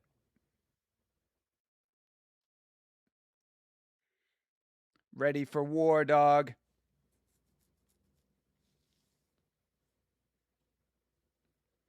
Hey, there you go. Shouting out America, saying that this country has given him the opportunity to live out his dream. America, fuck yeah! There you go. Black Chives, what's going on, sir? How are you? All right, Fabrizio Escarega. He trains at the PI in Mexico City. Oh my God, what is this? Do you think there should be a kids division in the UFC? Maybe there could be a baby weight, toddler weight, and teenager weight. No. But I will say that I mean, kids training with headgear and not going full contact, I think that's not terrible. I think that you should not be full contact training until you're 18 personally. But there is a place called Thailand where the rules don't apply, so yeah, I mean that really is like Thai culture right there, so while I do not agree with it, Thailand thinks different. Do you feel bad for the Indian guy? I do. Yes. Yes, I do. I do feel bad for the Indian guy. I really wish that India had like their first great fighter in the UFC, you know? Still waiting for that, but it'll happen. It'll happen.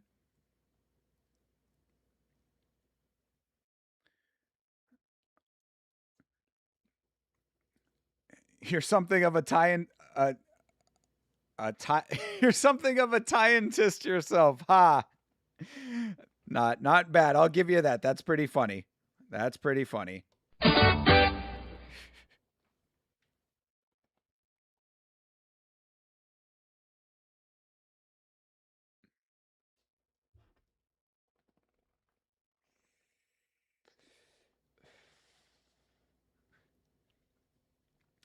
Yeah, this dude from Lebanon was raised by a single mother out there in Lebanon. Dad ran away to other parts of Lebanon.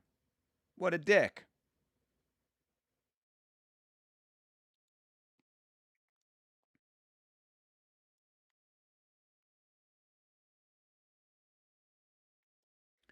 All right, he is undefeated at 8-0. See what he can do.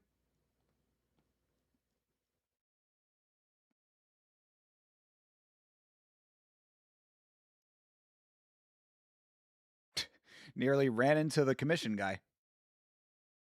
Get out of the way, commission guy. Why is Fabrizio Escarega all sweaty already? His shirt is all wet.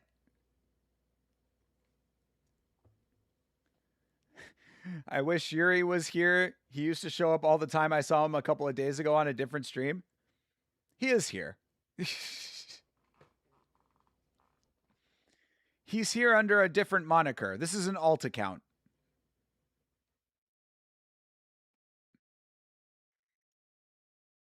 Sean Shelby, cousin of Tom Brady.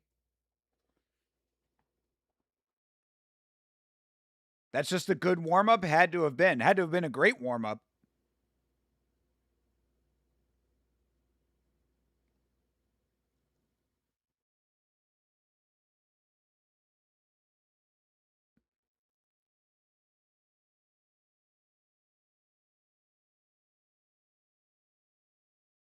Escarrega. Escarraga. Good workout or PEDs? I mean, gotta believe that it's not, but we've seen it on the Contender Series where guys fight and then get popped after the fact, so that remains to be seen, I suppose. All right, Escarrega is 29 years old, 6-1.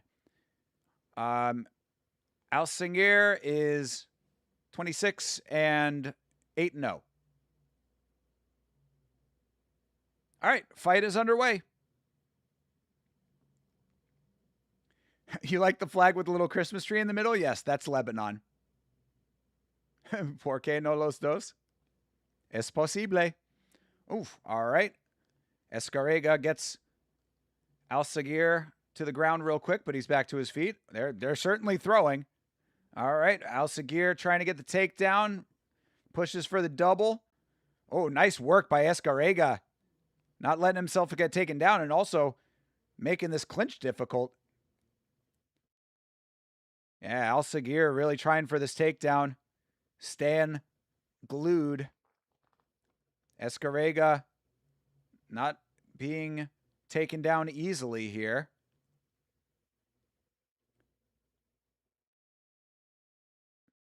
Kind of has a half Nelson going there for a little bit.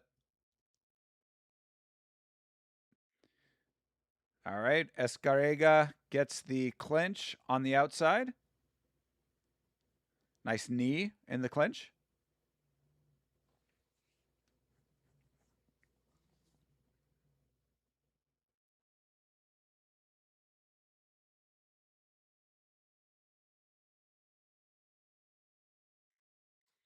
They clinch on the cage. This is not what you want to see on the Contender Series. Get out of this clinch and go back to striking, please.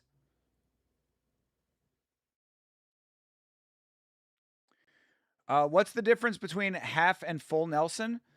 You know, honestly, I'm not 100% sure.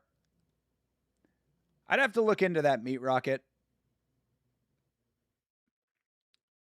Because I know that half Nelson is like, I think it's the difference between one arm trapped and both arms trapped behind the head. But I don't want to say that and be wrong. So let me look into that and I'll get back to you. All right, Escarrega ends up getting Alcingir to the ground. I don't think I told you yet, but I built my gaming desk. Good shit, Sam. Congratulations, brother.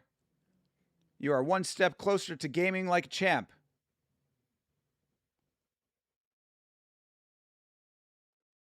Oh, I was correct? Okay, cool. All right, good deal. Then what's a 3/4 Nelson then? Do I want to see it? Yeah, post it in the Discord. I'm sure that Chase will definitely be interested in seeing it when he's done dealing with all of what he's dealing with right now. Shout out to Chase, man. I feel terrible that he's going through adversity up there in Ohio right now. Oh, nice striking by Escarrega.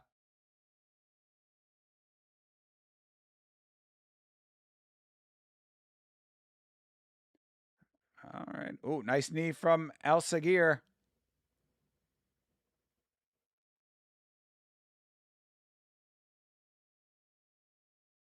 Nice knee from Escarrega. A lot of clinching in this round. Oh, big head kick for Alcingir. Oh, nice connection. Right hand lands for Alcingir. And a front kick for Escarrega.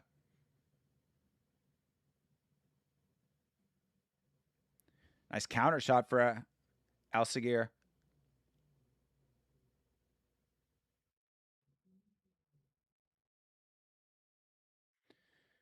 Couple elbows for Escarrega as Alcingir trying for this takedown again.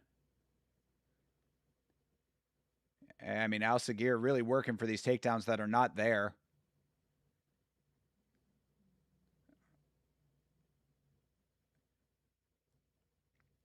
Headlock here for Escarrega. Just kind of holding him in place.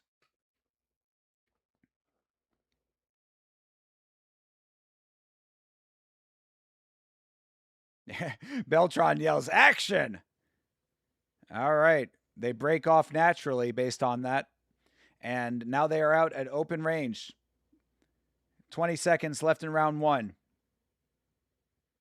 Ooh. Couple good tags going both ways here. Oh, nice counter shot for Escarrega. Oh, another good connection. Alciguer trying for another takedown, but these takedowns are not working, brother. You got to know. All right, that was fine. I think Escarrega probably going to take that round, but man, Alciguer's corner needs to tell him to stop going for those takedowns. They are not working. Yeah, Mexico 1-0, I would say. Definitely. Alciguer was having a little bit of success with his striking, but he was committing to takedowns that were not there.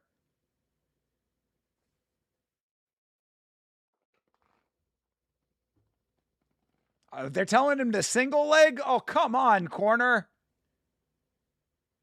Why would the corner tell him to go for single legs, bro?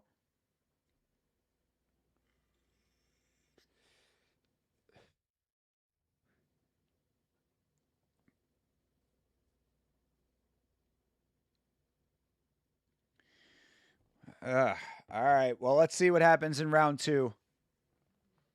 Competitive round, but I mean, again, these are not like we've at this point we've seen one fight that has been of the caliber of the Contender Series. Hey, there's Fluffy Hernandez. The Fluffster. He's coming back in a main event fight against RoboCop Rodriguez soon. Hell yeah, Fluffy. It's going to be a crazy fight. I can't wait for that fight. All right, round number 2 in our co-featured fight. Oh, another big head kick for Alciguer. That's what he should be doing. Bro, again with the takedown attempt. Brother, will you not learn?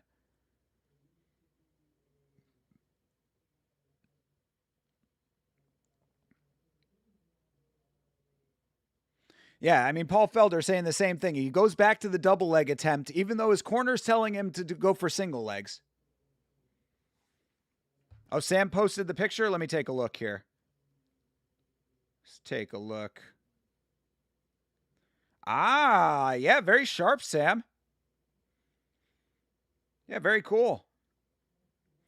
So make sure that you weight that thing. Make sure you get some extra weight for the legs, because the legs do look a little skinny, so you don't want that shifting around. You and your grandpa made it together? Fuck yeah, dude. That is a great grandpa-grandson activity. I love it. Shout out to your grandpa. Oh, Escarrega with some nice shots. But yeah, make sure you put some weighting on those legs, especially if you're going to have your tower on top of it. You know? Because you never know. I mean, you bump into it. This is like, that's why the table that I have right here, I love it. But even this has some pretty sturdy legs. Even this, you can see. I mean, I'm only moving it a very little bit, and you see it's shaking the camera. You know, like that. I'm not even moving it that much. That's why whenever Yamacat comes on the table, you can see it shake. You know. All right, Beltran stops action to get the mouthpiece back in for Alciguer.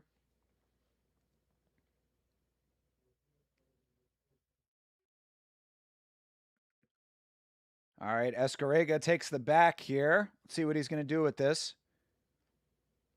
He's going to do nothing with it. All right, he goes for a knee, doesn't get it. Okay, there you go. He got the takedown almost. Got Alciguer down to a knee. Stop again. What now? What's happening here? What happened? Say needed down. Oh, now you're calling knees to downed opponents, Mike Beltran. You didn't call it when it was blatant. Hold on. Yeah, legal. What are you talking about, dude? Mike Beltran thought it was the old rule set. Yes, yeah, Rafayuski. Yeah. Yeah, no, that was a legal strike. Mike Beltran forgot that they changed the rules. Give me a fucking break, dude.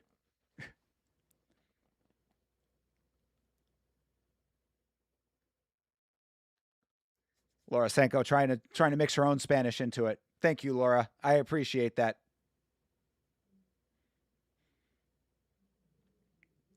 Jesus fucking Christ, they don't ever do their jobs. Bro, I'm telling you, dude. I'm telling you. It must be the nicest gig on planet Earth. You never have to worry about doing your job correctly, and you never get in trouble when you don't do it right. There are no consequences for fucking up, neither at the ref level or at the commission level. He's scared after they told him he missed one, bleeding edge. That's probably big facts right there, dude. That is probably big facts. You are correct, sir. Yes. Yeah, he probably got showed that replay after the fact and was like, oh shit.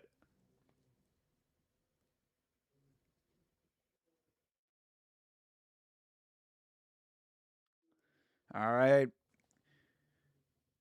Al-Sagir trying for yet another takedown that is just not there. I do not understand this lack of fight IQ to recognize that what you are doing is not working. Not only is it not working, it's not gaining you anything. It's not gaining you points. It's not gaining you favor on the scorecards. It's definitely not gaining you anything with the organization. Imagine if you win this fight doing what you're doing. You're not getting a contract. Nice knee by Escarrega. Don't grab the cage, Beltran says en Espanol.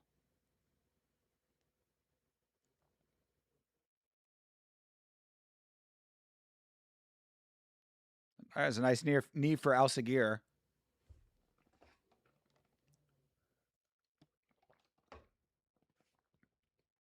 It's just another okay fight.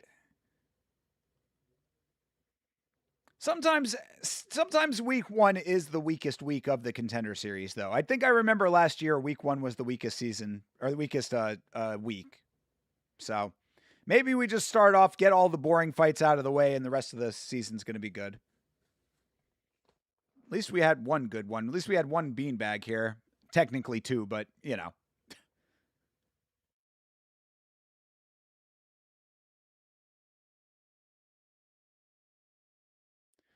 All right. Yeah, because, I mean, Felder's saying the same thing. It's like, yeah, I mean, at least Bilal Hassan's getting into the UFC.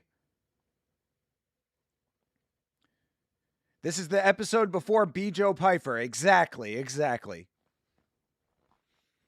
It's a slow rollout. You know, it's 10 weeks, people. That's a long time. 2.5 months of Contender Series. They gotta roll their way in. Let's call it here. We don't need to see another round. I know, Lachlan. Neither of these guys make it into the UFC like this, for sure. Like your girlfriend says, get those stinkers out of there. Shout out to Mrs. Rafayuski. I hope that she's doing well. Do you think Dana is happy with this first episode of his series? He's happy with Bilal Hassan and his zestiness. Diego Lopez! He's everywhere! Diego!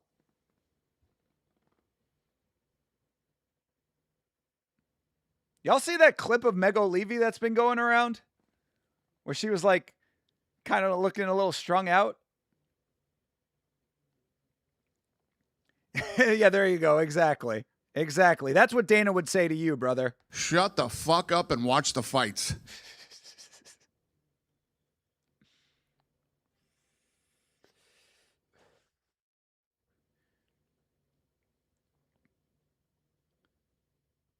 I mean, Escarrega is like, he's throwing and connecting, but it just doesn't seem like he has power in his hands. Either that, or I guess maybe Al-Sagir is just, you know, got a good chin, but I mean, Al-Sagir just like, he is way too comfortable being in the clinch, both initiating and being on the receiving end. At this rate, they might only give one contract to send a message. I'd be okay with that personally. If Paliarulo didn't get a contract, I'd be all right with that. You know? Just because you get a finish doesn't mean that you deserve a contract, I think. Escarrega corners yelling to work the body. La cuerpa. El cuerpo. Trabaje el cuerpo.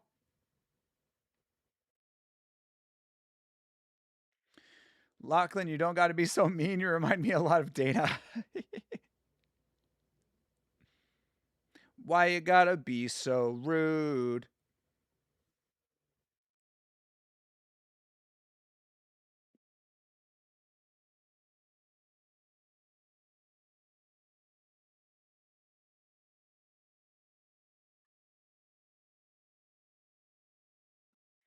This sucks.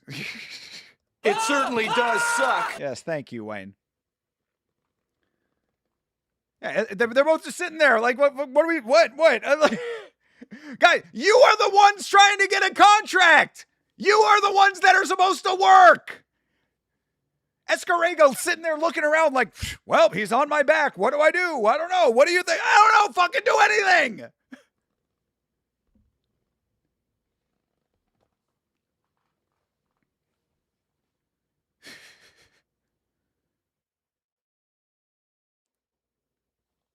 Oh my God. Ass! Hitting all the drops on this one. I see tomatoes flying. He's not going to finish the Kimura. Cerveza cristal!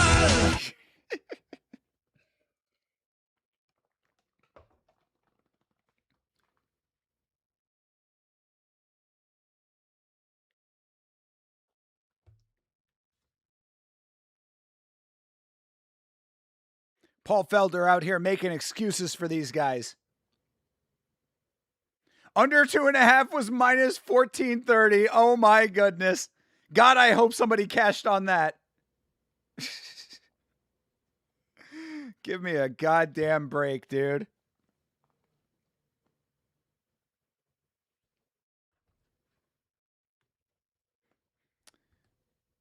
Who the fuck gave these guys the shot? What were they thinking?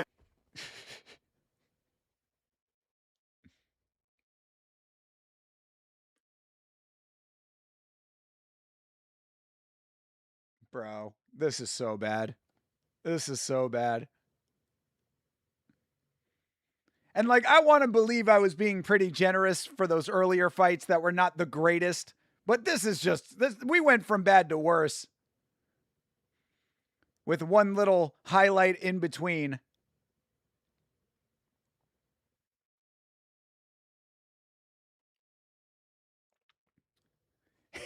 And this is still my boy! There you go, Meat Rocket. I don't know which one you're talking about, but I'd rather at least play the drops to make this interesting for myself here, because this fight is not it. That was a nice knee from Al-Sagir.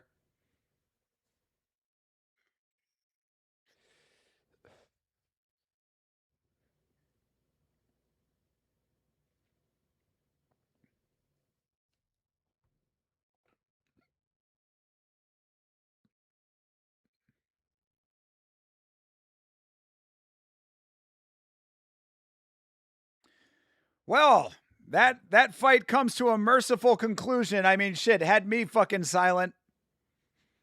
What was I supposed to say to that? There's only so much I can be like, oh, that was a good touch. That was a good touch. Get the fuck out of here. Bitch, shut the fuck up. Get the fuck out of here. Thank God the highlight was Diego showing up. Let's go. You are right, though, Rafayuski. If all else fails, at least we got to see the GOAT, Diego Lopez. That makes everything okay. Diego!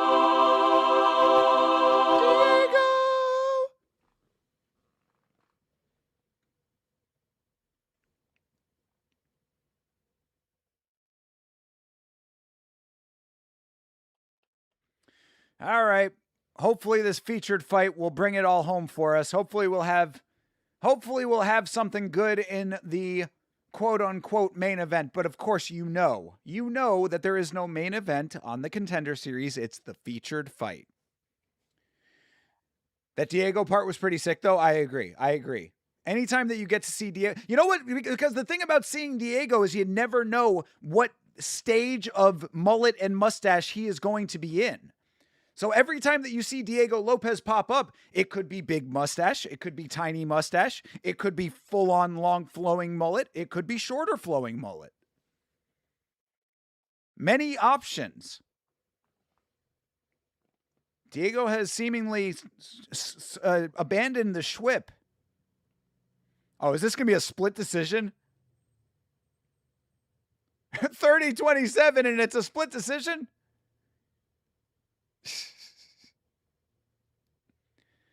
Will he be wearing a cowboy hat?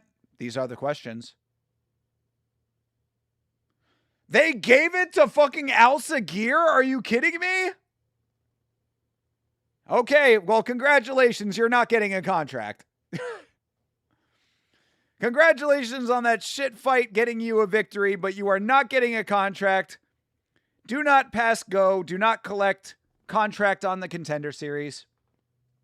Yeah, see, exactly. Paul Felder saying he's surprised too. I'm surprised as well. I thought Escarrega easily took that fight.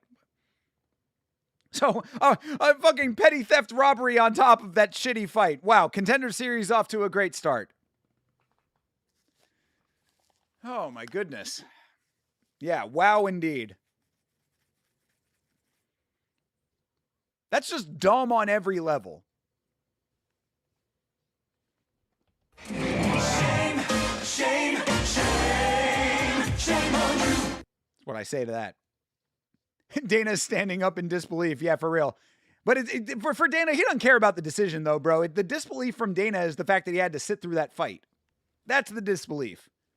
I cannot believe that that was a Contender Series level fight.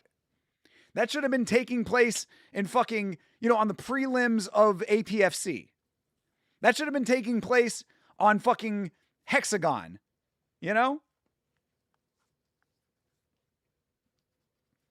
Minnesota Fight Academy or fucking, what was that? Battlegrounds Fight League in Canada.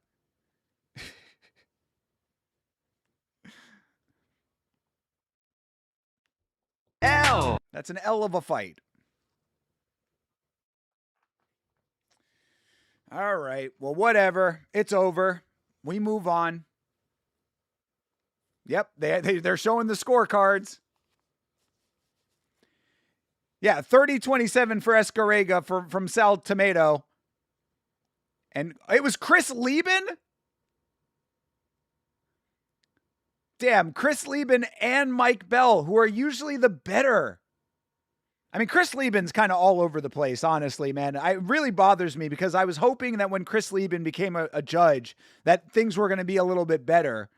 But he's been really inconsistent with his judging. And Mike Bell is usually one of the better ones.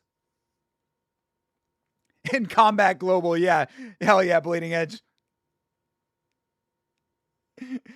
Oh, man, that was funny. And Valentino Shevchenko.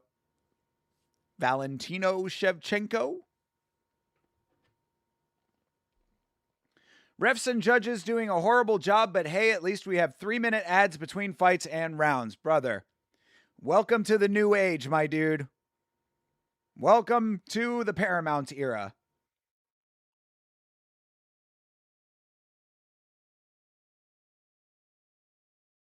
All right, Abe Al-Sagir. Yes, you came from nothing. He's hard to beat. He's in the PI. None of this is going to get you a contract.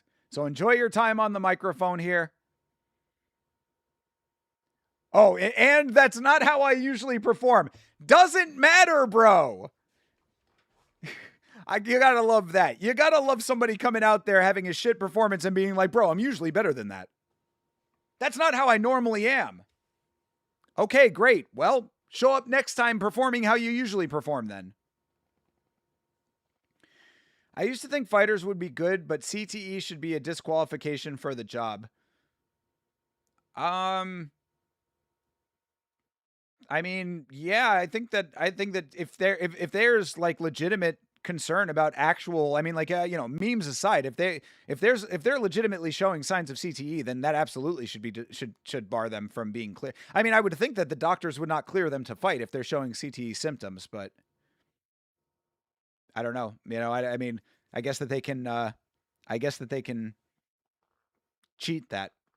Oh, for judges. Yeah. Well, Well, what do you do then? I mean, it's like, so we already have shit judges. You think a fighter would be a better person to actually know what they're looking at. They fuck up too. And if it's CTE, then whatever. It's like, well, you're whittling down the possibilities here. But Chris Lieben has been terrible, man. There have been several times where I've been like, you, Chris Lieben? You? Chris Lieben? You? Et who, Chris Lieben? Hurts my heart. If I recall, there was a fighter in the last Contender Series season that had a second chance in the last episode and was a worse performance. Yeah, that does happen. That does happen. And generally 2 times and you're out, really. I mean, it is a very rare situation. A la Torres Finney, who was winning his fights, if you recall, where you get 3 tries.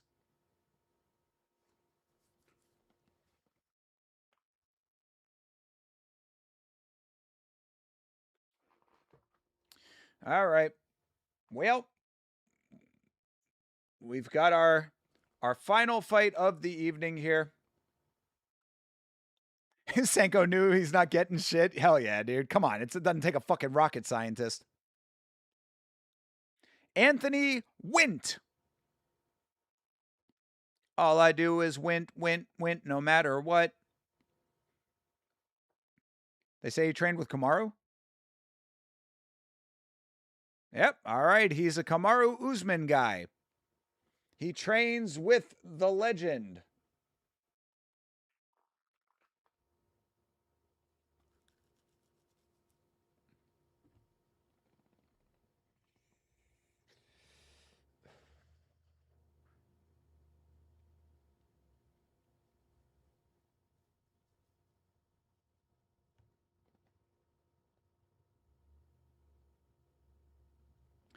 Hey, Sanjay, what's up, brother? You came in just in time for the featured fight, and then we're going to take a real quick break, and then we're coming back and we're watching TUF. So appreciate you checking in from the road. Hope you're safe out there, brother.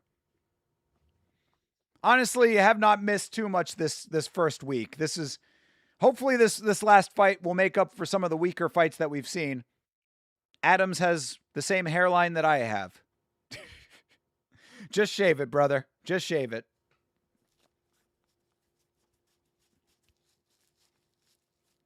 He only arm punches, but has very big arms. Okay. All right, we'll find out. All right, Paul Felder is doing his power rankings. Let's see if we agree here. Number 1, of course, is our dude Bilal Hassan. Pagliarulo, yes. Kropscott, yes. Al Sagir, definitely not getting it. Yeah, I mean, those top 3 probably will all get contracts, I would say.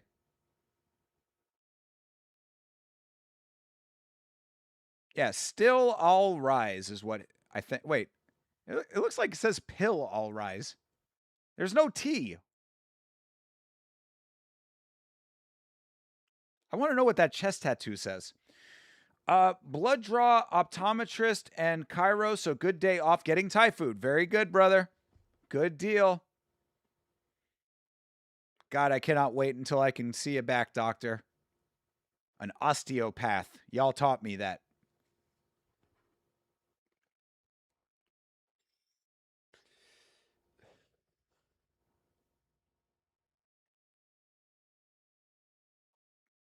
Yeah, I agree with Paul's power rankings here.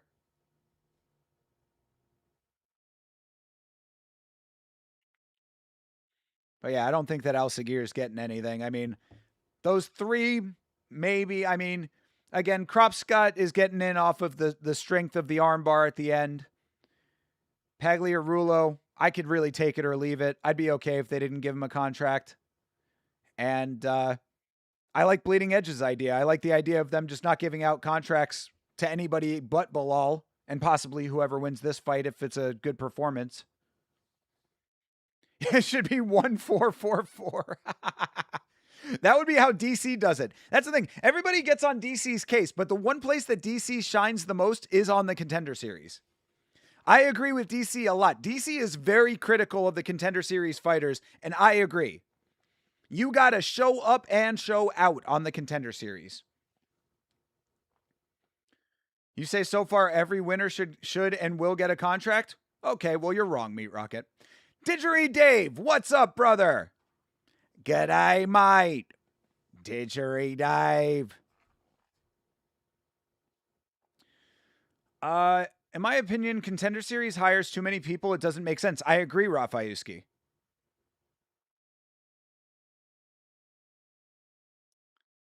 He definitely has done that shit before.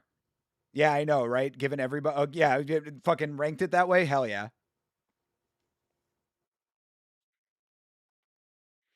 Yeah, I mean, because I agree with DC.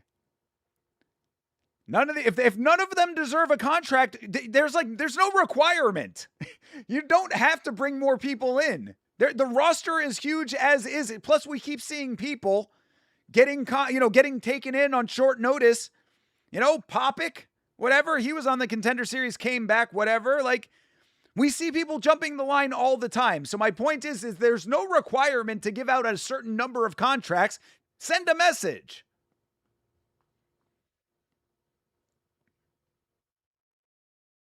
Yeah, exactly. Be hypercritical. Only the best. Late stage monopoly? Well, not according to the fucking Supreme Court, but that's a whole different story. Still can't watch this app. That sucks. I believe it's on Fight Pass outside of the United States, so you probably have to have Fight Pass to watch, unfortunately. Yeah, Australia is getting ridiculously fucked by this new arrangement, and I certainly acknowledge that.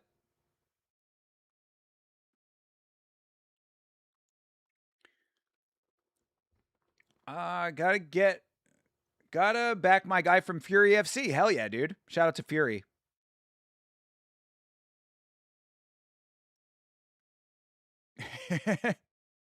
I do, Didgeridoo Dave. I got you, brother.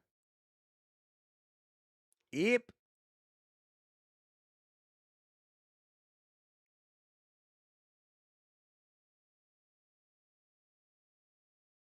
Aw.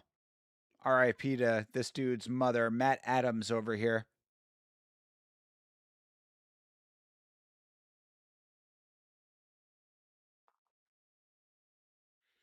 He got back into fighting because his brother wanted to fight.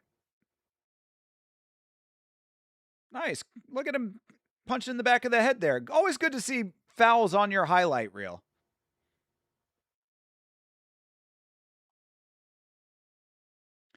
Big, blobby dude. I mean, to be fair, he is less blobby than he was in the highlights, so he has trimmed down a little bit.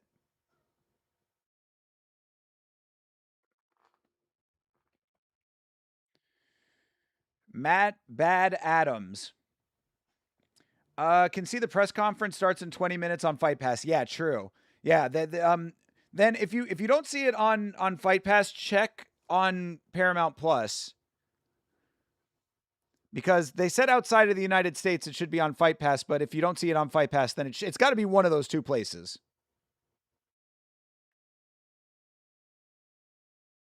But it could be on KO or whatever out by you. I know that they do put that on there sometimes.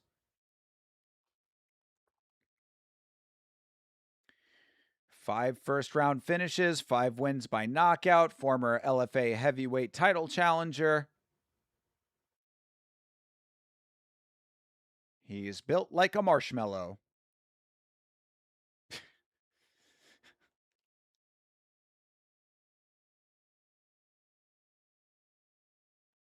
He's got his name tattooed on his back, but he's got a bunch of other tattoos. He's kind of like one of these dudes that just has tattoos all over the place.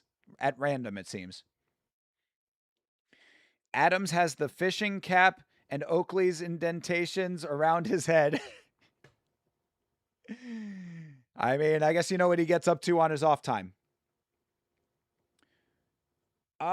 Just watch the TUF fight because that last fight was ass. No spoiler, but very controversial. Okay, well, thank you for that minor spoiler, but we will get into this after this fight. So I will check that out in real time, and I will let you know my thoughts in just a few minutes, it would seem.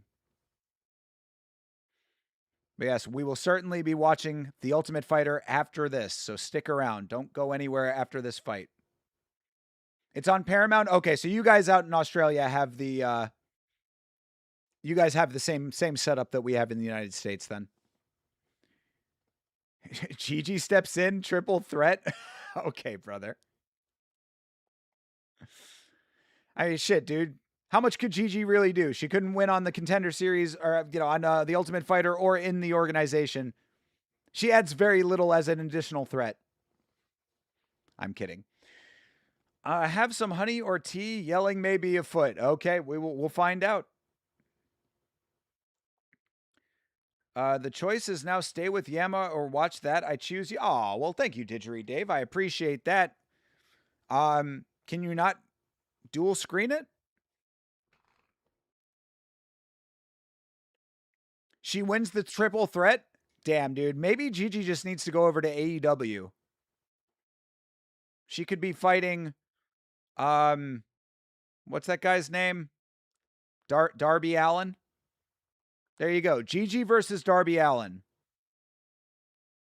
All right. Anthony Wint is 6-0. He's 30 years old. Old for a prospect. Matt Adams is 6-2, and he's 28 years old. Herb is your ref. Hopefully we get a beanbag to close this thing out strong.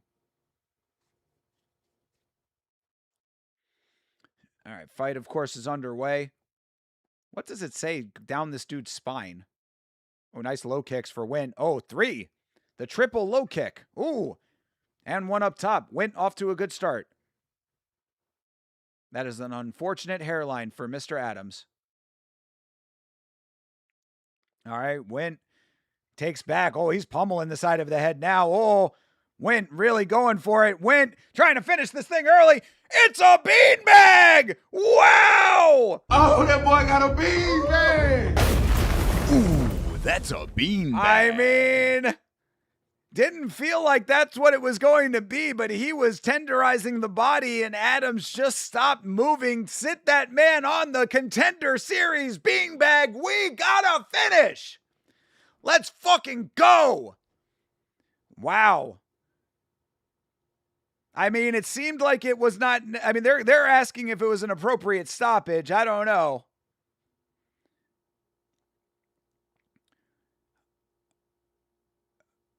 Most feared down the spine in Times New Roman. Oh, good Lord. That is horrible.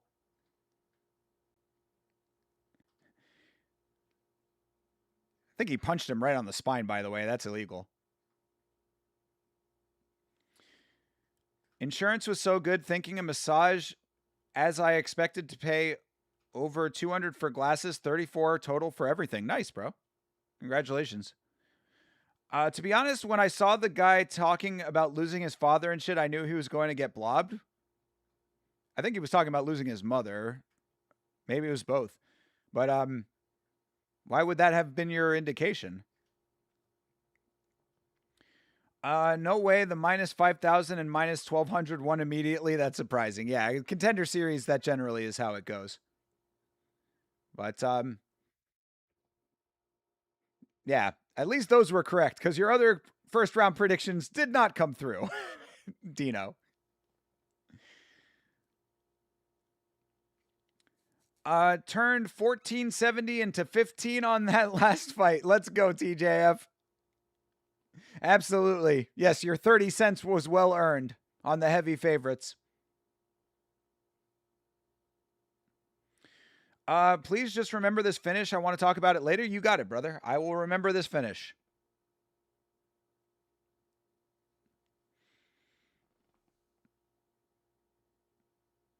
I mean, he certainly went in there and took care of business very quickly. So 2 quick beanbags and a couple of boring fights.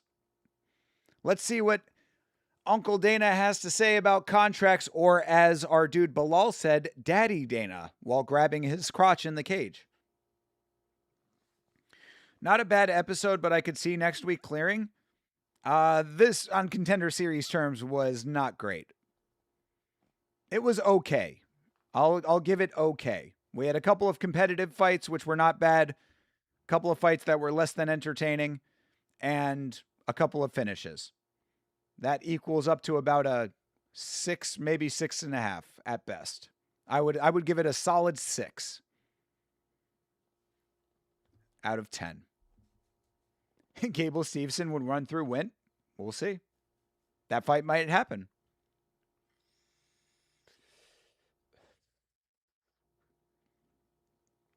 Do you have the I broke my back spinal soundbite? No, I do not.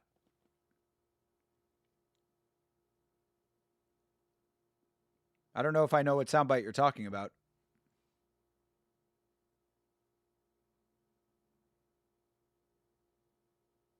All right, it is contract time. I'm going contracts for Bilal, contract for Wint, contract for Paliarulo, and contract for Kropscott. Other two do not get. Or actually one, I guess, right? Yeah, I think we're probably going to end up with 4. Kropscott is maybe a maybe, but I think the armbar secured it for him.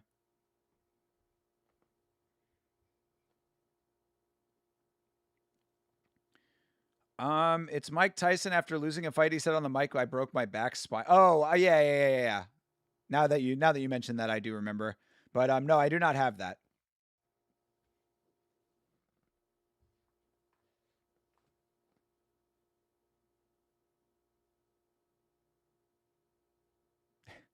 I'm not going home, says Anthony Wynn. He's locked in. I like this guy.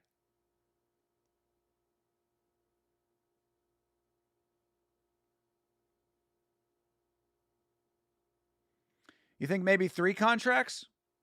Yeah, I mean, I guess it's maybe a little bit iffy. I mean, I'd say if it's iffy about Kropscott, then I think it's got to be iffy about Paliarulo as well. There were a couple of spine punches, definitely were. There definitely were. That's not cool. I don't appreciate that. Yeah, you'll see it. Bam, right there. Punched him dead in the spine. And another one, dead in the spine. He punched him twice in the spine, for real. Yeah, that's not cool. That is not good. I do not appreciate the punches to the spine. Herb Dean looking right at it as well. Again, of course, everything is legal. As you know, as you very well know at this point, it's all legal. Do whatever you want in there. People think who thinks Christians are weak? What are you talking about?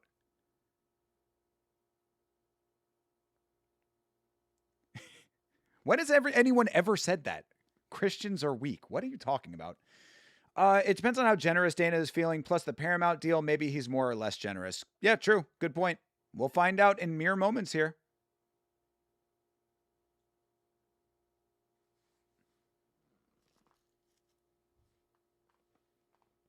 Yeah, he is an undersized heavyweight. That's a good point. Yeah, he's going to have problems with size.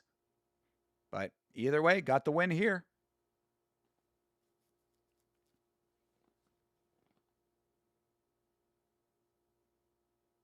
He's singing. He got a big old gap between his teeth.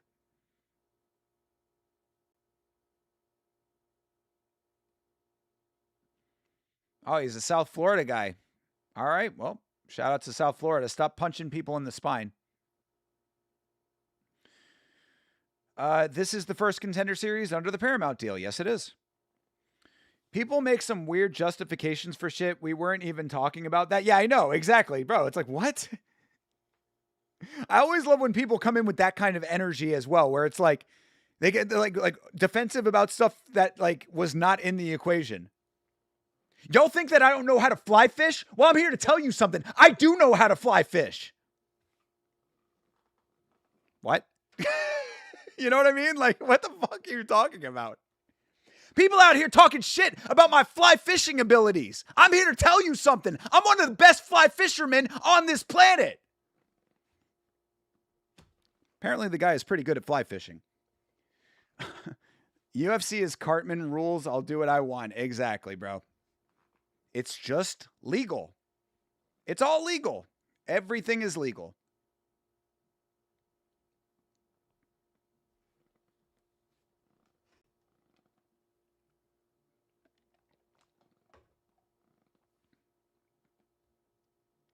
Bro, arcades suck now. I don't know what this is a commercial for, but oh, for Dave and Buster's. Yeah. Arcades are terrible now, dude. I don't know if you've ever been to an arcade recently, but it's all these like oversized big games. Whatever happened to arcade cabinets, man? They were fucking dope. Arcades are fucking whack now. They always doubted me. I'm tired of the haters not respecting my name. Bro, we don't know you. Exactly. Put some respect on my name. I mean, what is your name?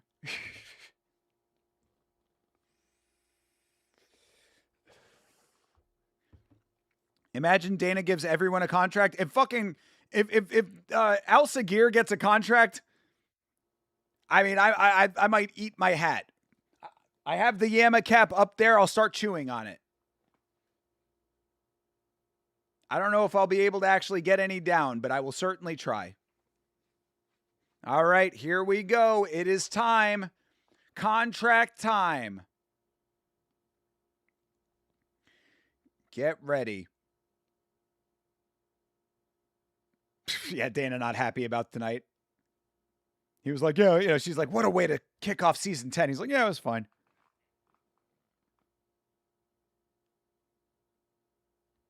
Dana get red. Yeah, you want to rant? All right, so Kropscott gets a contract.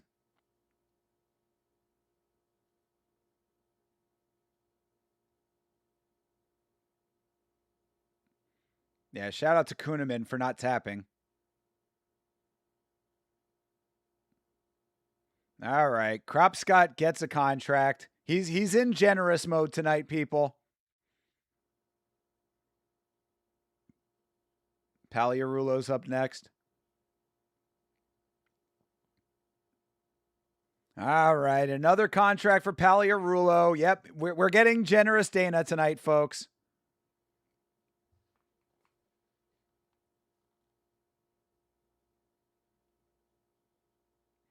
Yeah, Bilal, obviously Bilal's getting one. We knew that.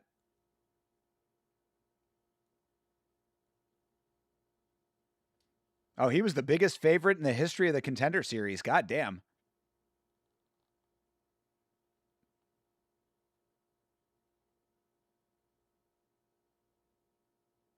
All right. He likes the personality too.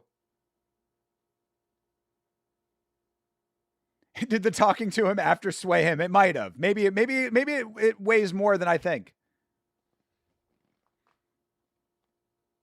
Ain't no way we're getting 4 contracts out of this. It looks like it, bro.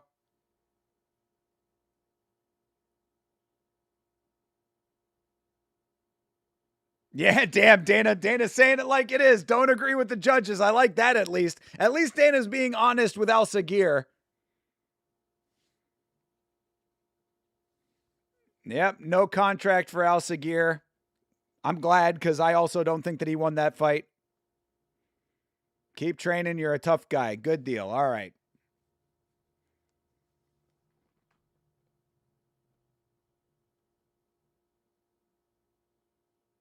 Anthony is a fucking tank.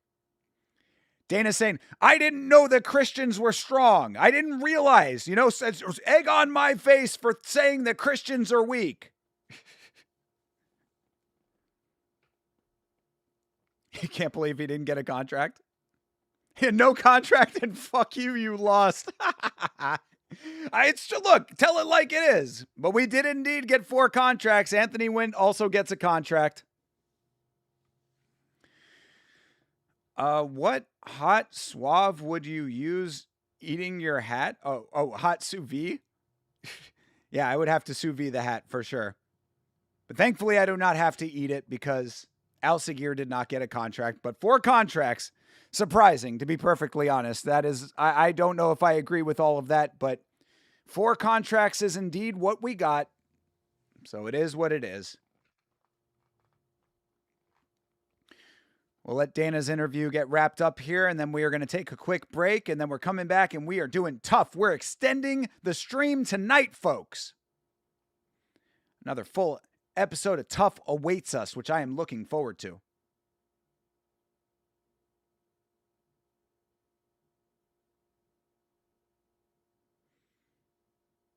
All right.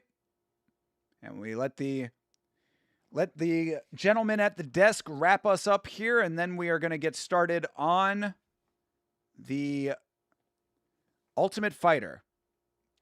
4 not bad for first episode. No, it is bad.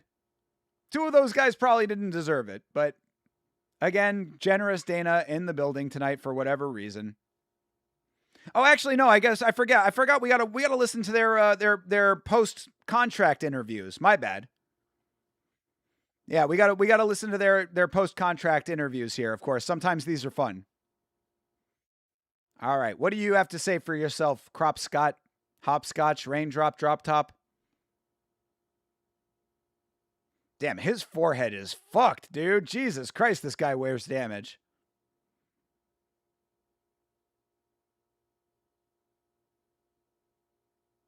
I liked how he fought, though. I will say that. I did think that Crop Scott had a very good technical style. I just wish that he would put a little bit more power on the shots.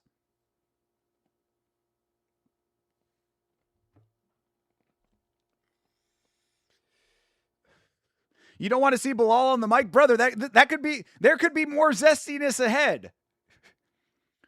He might hit the Michael Jackson hee. Should have probably been 3 contracts. Dana was clearly being generous. Yeah, I agree.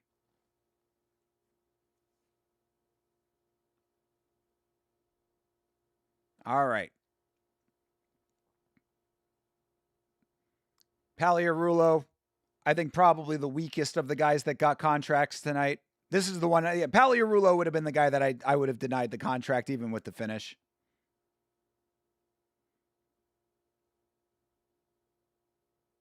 Oh, you're going to bring excitement? You didn't bring excitement to that fight. You're going to bring excitement to the featherweight division.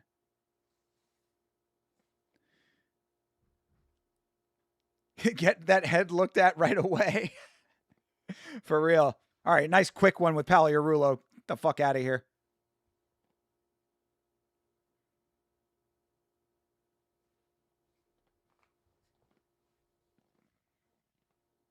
Yeah, Dana was on the fence about Paliarulo when he probably should have been, or no, on the fence about, about Paliarulo. Oh, no, they were talking about Crop Scott. Okay, well, I mean, bro, if you were on the fence about Crop Scott, then you really should have been on the fence about Paliarulo.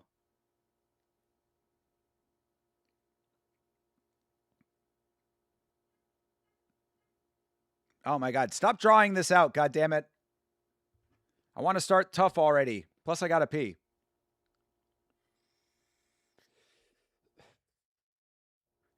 That's right, Paul. You tell him, Paul Felder. Also, does anybody remember when Paul Felder got back into the testing pool and then never fought? I remember. All right, Bilal Hassan is here. He's not repping Indonesia. Bro is from fucking Washington. Oh my God. As a man, you need to give your truest gift to the world. Good Lord. Bro is a shonen anime character. I must give my gift to the world.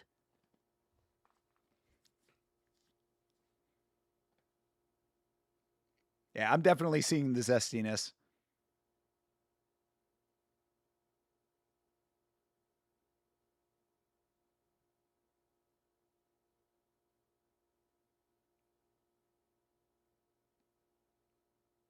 Does he have veneers? He looks like he has veneers.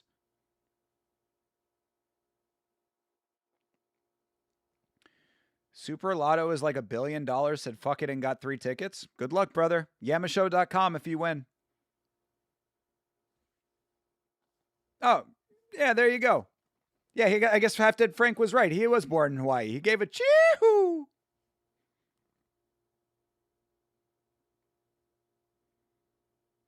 All right, you American. You false repping American. Get out of here. As a man, it's your job to give your gift to the world. Ugh. Bro just got his adult teeth. Haha. All right. Anthony Wint is our last interviewee here.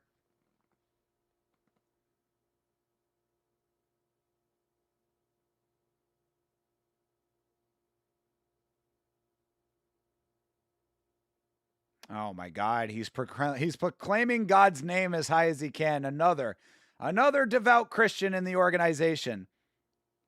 Fantastic, just what we needed. It says his hometown was in Hawaii, just trains out of Washington. Got ya. I remember Felder ended up needing a hip replacement. There you go. If I win, building the Yamaplex and starting my own promotion. All right, I love it, bro. Yeah, I know. Here we go again, dude. Jesus Christ. Literally, Jesus Christ.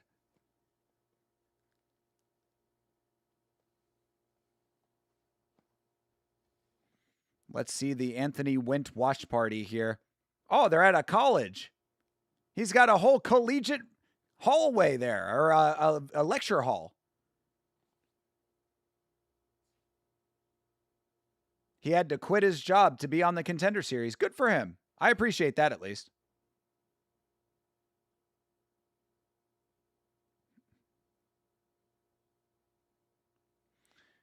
Yeah, I chop heads for Jesus, exactly. In Jesus' name, I kill. If he falls, God will catch him, so everything's going to be okay. Praise God. Praise God. Hallelujah. All right, let's wrap this thing up, folks. Yeah, he'll definitely give a good sermon. He'll give a good sermon like the GOAT, TD Jakes. It's not too far away for me to reel it in. That's right. Reel it in, baby. All right. I think that that's good enough for this installment of the Contender Series. Week 1 is in the books. We are going to take a quick break. I'm going to get The Ultimate Fighter queued up here. So if you want to watch The Ultimate Fighter, of course, it is on Paramount Plus. The link is in the description of this live stream. Go get yourself queued up while we are on break. And then we are going to get this episode started on the other side of this break. It is episode 10. It is called Forget About Friendship. So get yourself prepared. I'm going to take a quick break. We'll come back and we will start TUF. Do not go away.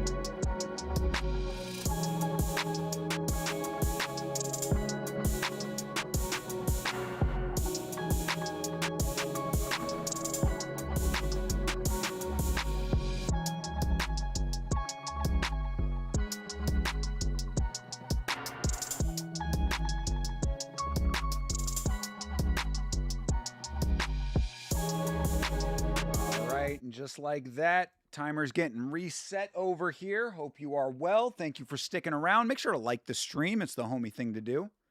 And we're going to get started here in just a few minutes with The Ultimate Fighter. Not even a few minutes. Actually, we're going to get started almost immediately. So, again, I say, get yourself queued up if you are watching The Ultimate Fighter with your boy. It is, again, episode 10. It is called Forget About Friendship.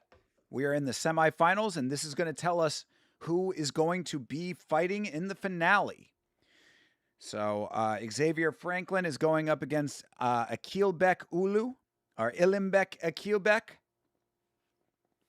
And we're going to get this thing started. So get yourself ready. I'm going to click the link to the episode, and then I will start the timer once the optimization and all the bullshit has concluded.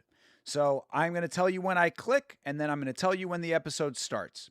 So that being said, I am going to be clicking the episode in 3, 2, 1, TUF. There you go. And I will start the timer once the episode has began rolling. We are optimizing away. Optimize, optimize. Optimize your video playback experience. All right, there it is. Boom. There is the start of the episode. We are live with it. The Ultimate Fighter watch has begun. Oh, I forgot to change over the graphic. God damn it. I forgot to change over all this stuff.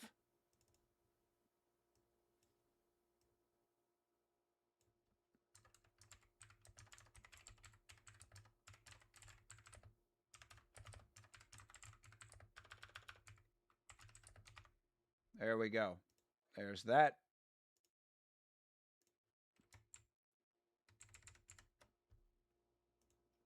All right. And let me switch the graphic over as well.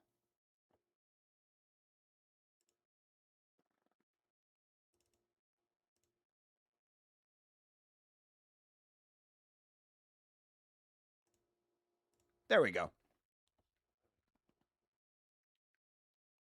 Ain't no way you washed your hands, brother. I washed my hands and I blew my nose. I have my brakes down to a science, brother. I am surgical precision with my brakes. Hands washed, nose blown, toilet flushed. I'm dope like that.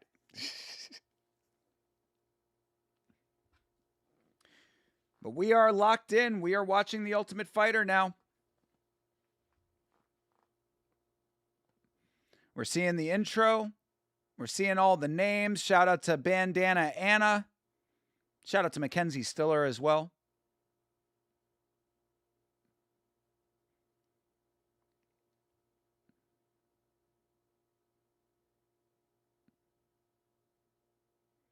All right. That is your intro. And here we are. We're looking at the house.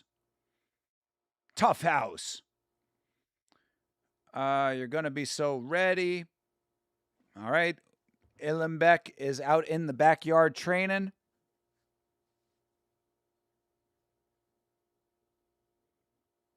Oh, yeah. And this dude from Kazakhstan is helping him out. Very nice.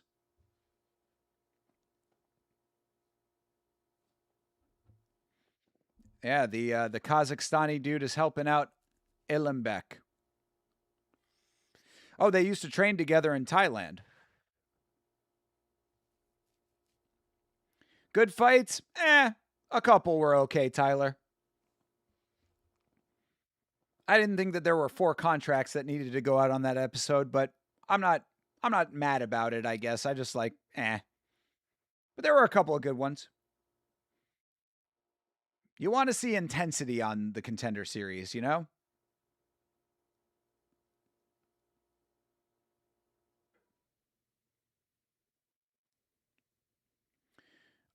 You picked those 4 to get the contracts. So did I.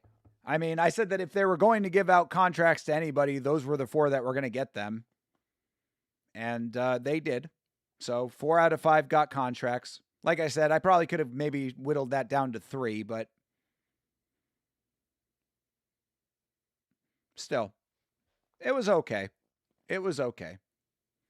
Hopefully the rest of the season will pick up. He has very good effective striking. Fighting Xavier will be more difficult because we've exchanged techniques. It's now or never for crapshot, cropscot, hopscotch, raindrop, drop top, smoking on cooking the hot box.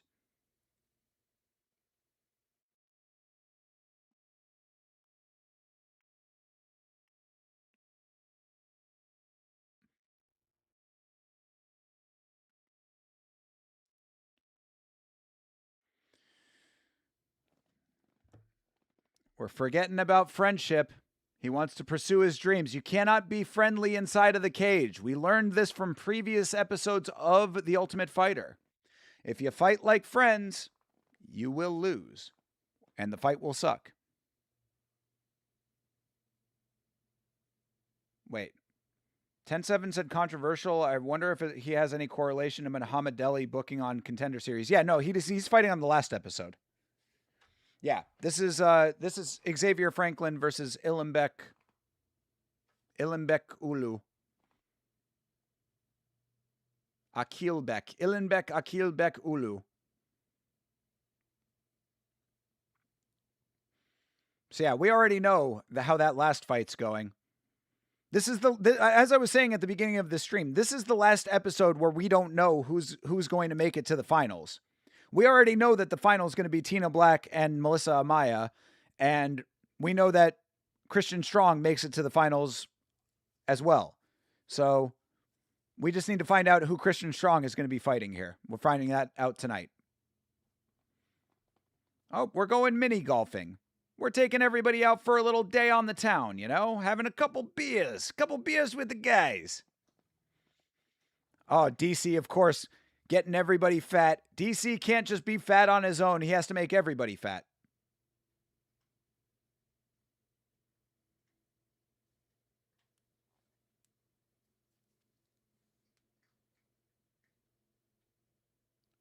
Oh, he almost made it. Almost had the hole in one. No. Oh, his ball rolled back down. Womp, womp. Back to the starting point. Wow. DC actually making a decent putt. Hey, the one-hander.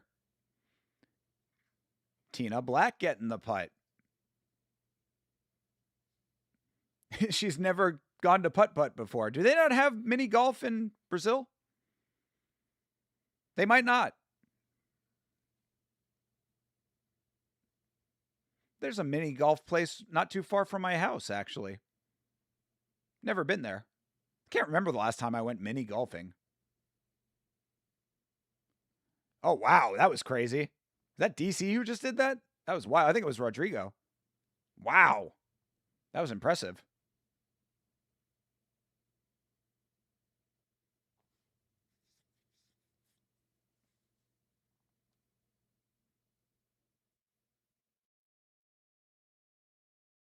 DC was using certain people for certain shots. He wants to win at everything. I love the competitive spirit.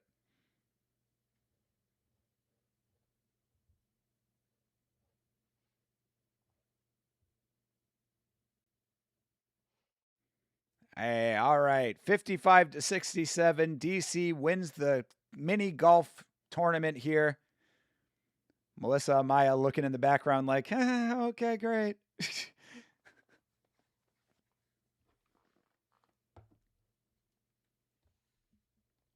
Melissa Amaya with her high-waisted mom jeans on. She is so mom-coded, Melissa Amaya.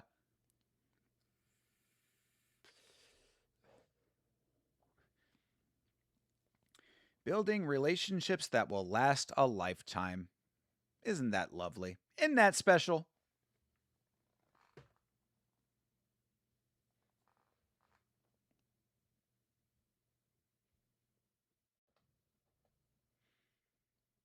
Bisping giving him the confidence speech. Bisping has been very good about being a good motivator, I would say. For what he lacks as an actual coach when it comes to like the mechanics, he makes up for in like compassionate coaching, I would say. I think he's been good in that regard. He certainly was good for what's her name? Mackenzie Stiller. You know? We're going for Xavier. We got to go for Team USA on this one. America, fuck yeah! Damn right.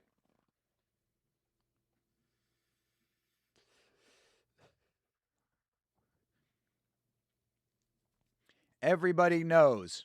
Everybody knows what Xavier has to do. Win. That's what you got to do. You got to win.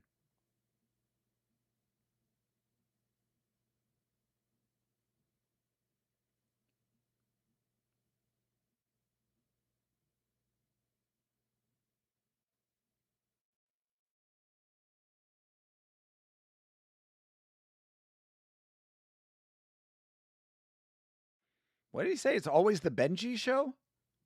What does that mean?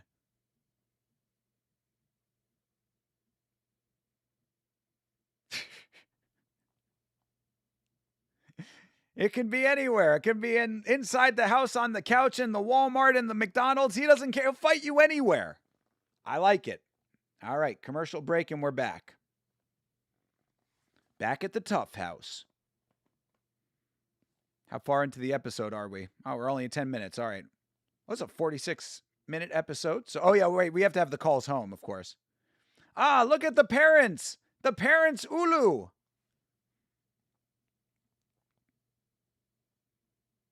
Jeez, look at that 360p internet connection out there.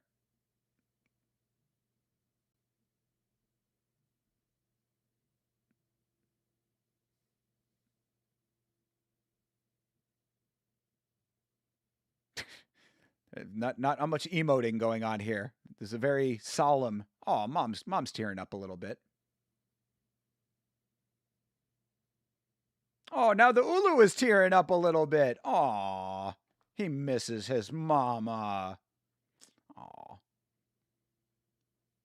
That would be me. That would be what would get me. It wouldn't be the wife. It wouldn't be the wife. It wouldn't be the kids, but Ma. It would be Ma. Aw.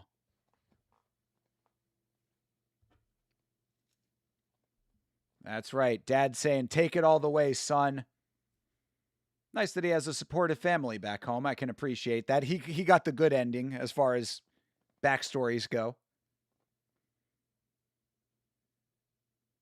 Oh, this is very sweet. He's telling his parents how much they sacrificed for him, and he's doing his best to live up to their hopes.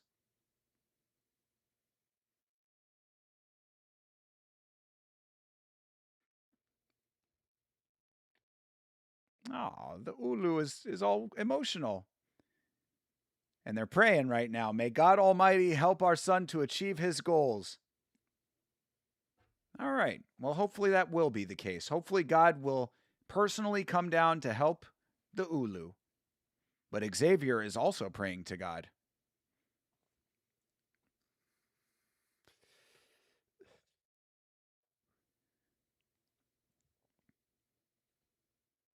That's an interesting thing that they do. They kind of cup their hands out like that, and then when they pray, they wipe their face down. Wonder if that's a cultural thing, I guess. Cool.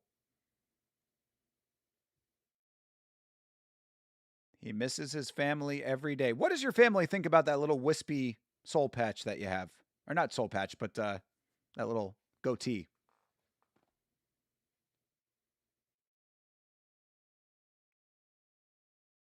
All right, Xavier and Illenbeck are hanging out in the bedroom together. Just bros, getting ready to fight each other.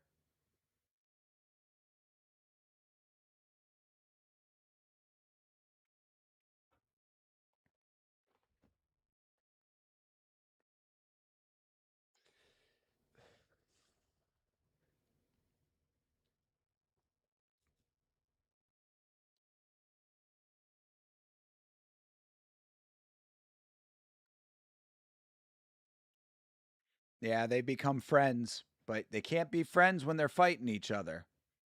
Friends have to become enemies in the short term.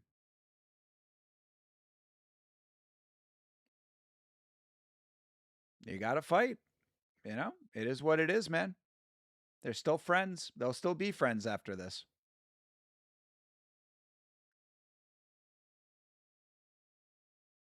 It's business, exactly. See, Xavier Franklin knows what's up. It's business, never personal, brother.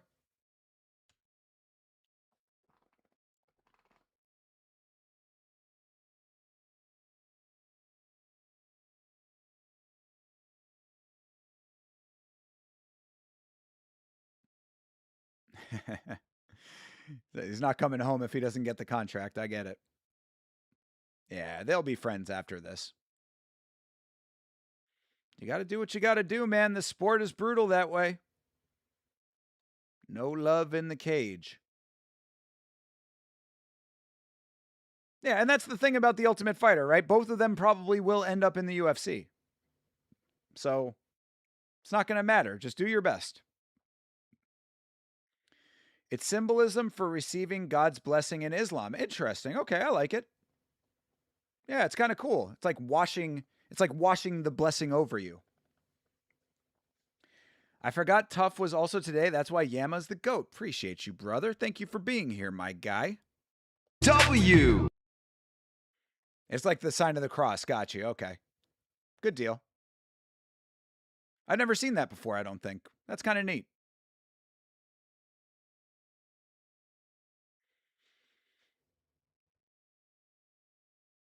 Have we ever seen anybody actually play shuffleboard on the show? Not this season, I don't think. All right, it is time for the weigh-ins. Let's see if anybody has any trouble. If we're already at weigh-ins, this could be a long fight.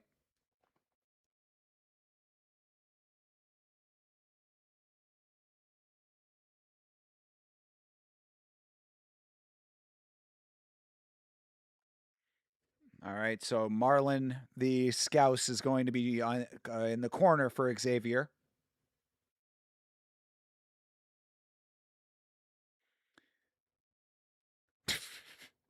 Muhammad Ali, forever an asshole. I hate the wrestlers. I think that Xavier is going to win because he strikes. Okay, great way to look at it. Gotta wake up at 4? Aw, TJF, that sucks, man. Damn, 4 a.m. Jeez, what time are you starting if you're waking up at 4 a.m.? Good Lord.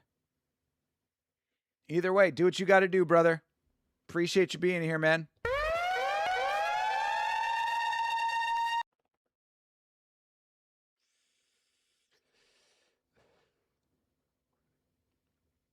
$5 a.m. to 3 p.m. Damn, dude.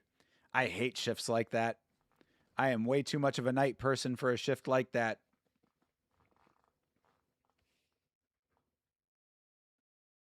All right, both guys made weight. No problem.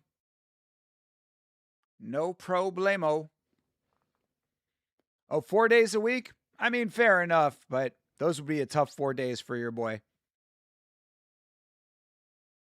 I got to get some work done after this. That's how your boy does it. I come on, I do my work on stream, and then I go off and I'm still working. I'm working through the night. Out here in the digital coal mines.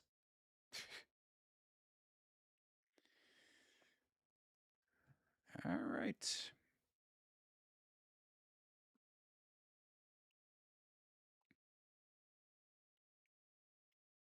Bisping bigging up everybody, making sure he stays a good coach to both of these guys.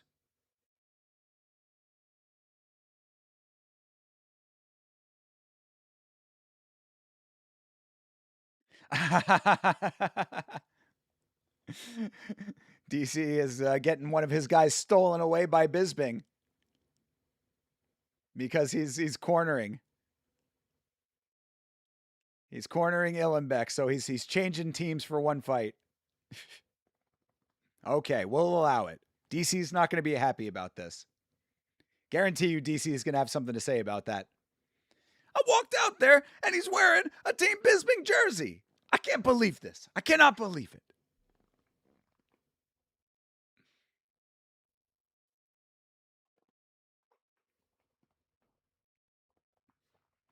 Is Chase doing Tough Part 2 tonight? Unfortunately, no. Chase is dealing with some fallout from some weather conditions up there in Ohio, and it unfortunately is going to make it so that he cannot stream tonight. So I don't think that Chase will be doing a stream tonight or tomorrow, but we wish Chase the best right now. He's dealing with some unfortunate situations.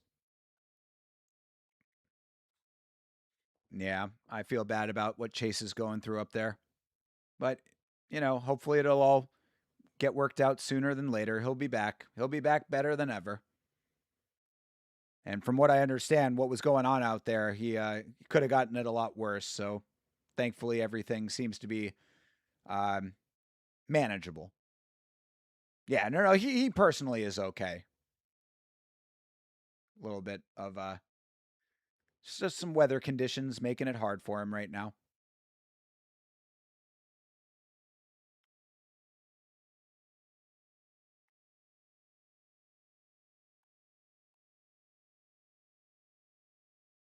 All right, well, enough of the talking. Time for the fighting.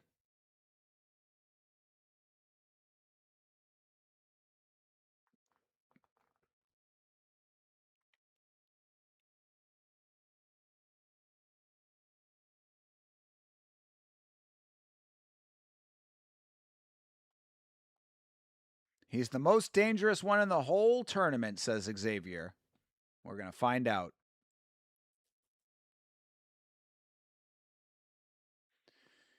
And of course, Kyrgyzstan is getting represented by the Ulu. Illenbeck Akilbek Ulu. All right, commercial break, and we're coming back, and a fight is going to ensue.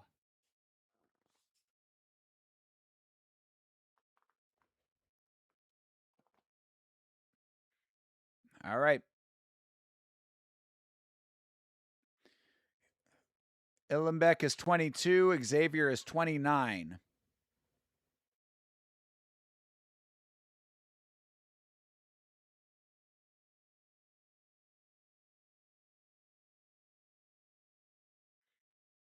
Yeah, I always forget that even with a 3-rounder on TUF, they go to a sudden death 4th round if necessary. But all right, fight's underway. Illenbeck versus Xavier.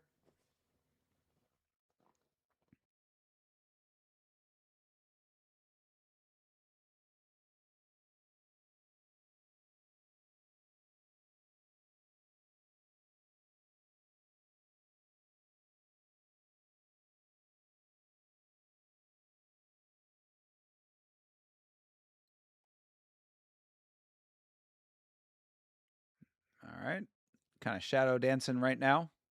Slow start. All right, Ulu starts trying to paw a couple shots out. Almost a full minute into this fight. There's been 3 punches thrown. Low kick for Ulu. There's a good connection for Xavier. Ooh, another nice jab gets through for Xavier. Inside leg kick for Xavier.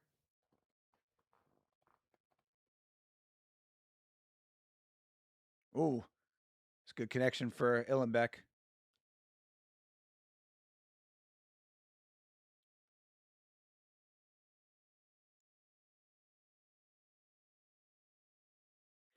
Illenbeck getting the cornering in his native language. All right, Illenbeck grabs the leg. Let's see if Xavier can stuff this take down here, but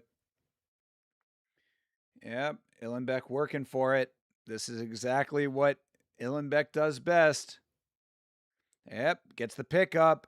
This is not good for Xavier. Takes him to the center almost. Oh, he actually ended up closer to the cage than he probably wanted to be, but does get the takedown off of it. So Xavier on his back now.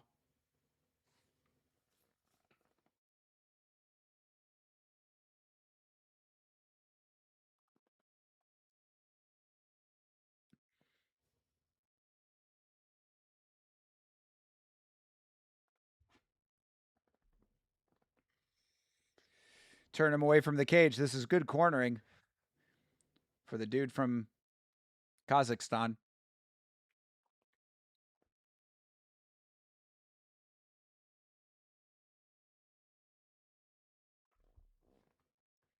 I like that we're getting subtitles for the cornering. He is right. I mean, this is actually quality cornering that this guy's doing right now. He's saying we need more damage. You know, you're controlling right now, but you got to posture up. You got to damage. There you go. There's a couple good strikes. At least one. 2 minutes left in the round.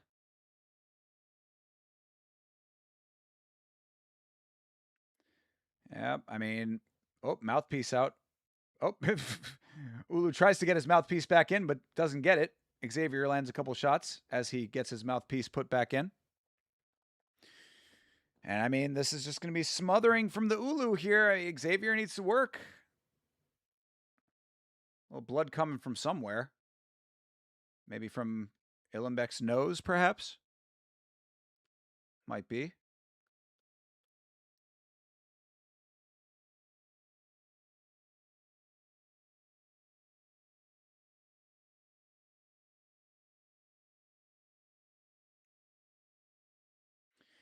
Illenbeck just staying on top.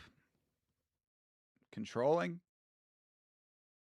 I mean, a couple decent strikes from the bottom for Xavier, but never looks good when you're getting laid on this long.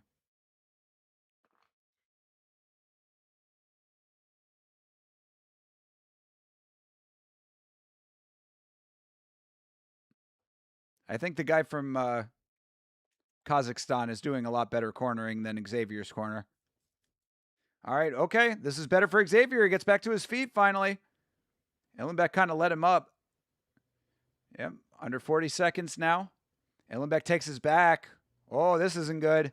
Oh, Illenbeck backpacking. Body triangle not fully secure. Oh, there it is. Now it's better. All right, he has the backpack, but he's kind of a little bit on the side. Oh, I guess, Illenbeck got cut on the forehead, it looks like, or maybe under his eye. Oh, no, across his eyebrow, yeah. Elbow or something must have landed at some point. He's bleeding out of his nose and his eyebrow. But, yeah, he gets another takedown at the very end. I mean, a lot of smothering. Dive on your head. There you go.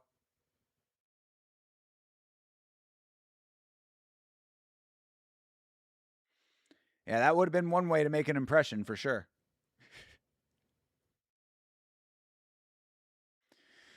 All right. Bisping saying the right thing. He's got to go for it in round 2. Yeah, you got to let it go, man. You got to let those hands go. You already got him cut open. I mean, he's got a pretty big cut on his eyebrow. I got to see the replay of how that happened, where that landed. Unless that was a head clash or something. But, yeah, pretty big cut on Illenbeck's eyebrow. And he's leaking out of the nose. So Xavier needs to get his hands busy here, make this his round, even this thing out. Oh, another nice low kick for Illenbeck. Oh, and there's the single leg for Ulu. Yep, all right. Oh, that was a nice little hand scramble there to the cage for Xavier.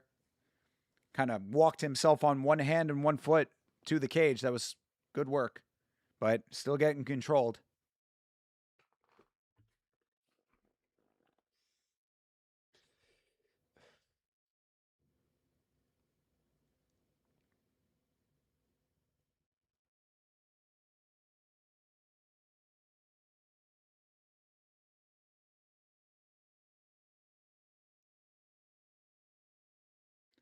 Ulu is smacking his bottom. He's spanking him. I think he's punching his lower back, but still. Kind of kidding, but I feel like if you're trying to slam yourself out, trying to go forward and dive their head into the mat, I see where you're coming from with it, but I think that's a very risky endeavor. Because first of all, you're sending your own head closer to the mat. I mean, you'd have to be very careful that you're not knocking yourself out that way. And second of all, you know, they like being on your back, like the person on the back is probably going to be aware of that. So they can probably move their head out of the way. Also, they control your back. So they could probably put your head down into the mat in a position you weren't anticipating. So I see the logic in it, but I don't know if it's necessarily the right thing to do in practice. But I would like to see it. Maybe somebody can pull it off in a way that's effective and like show me how it's done. All right, they're back out at range now. Xavier needs to let it go, man. Like bro, you got to back him up. Let your fucking hands go, dude. Oh, there you go. Okay, that was 2 good connections for Xavier.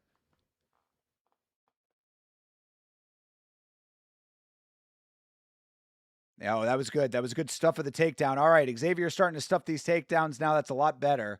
But Ulu back to a single leg.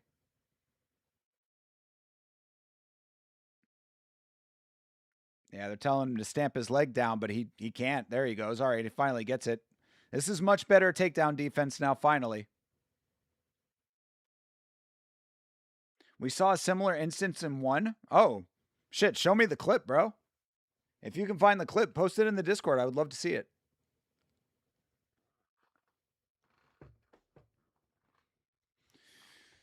All right. I mean, Ulu just hanging on to him. I mean, this might be Xavier's round, even if he gets held up a little bit, because he did land the better, more damaging strikes, I would say. But you never know. These judges love their clinching. Dana is on his phone right now. Dana legitimately just looked up from his cell phone while these guys are fighting right in front of him. And then he looked back down again. Yep, he's on his phone. Dana don't give a fuck about all this clinching shit. Yeah, he's legitimately on his phone. You can see it from that angle. He's probably watching boxing.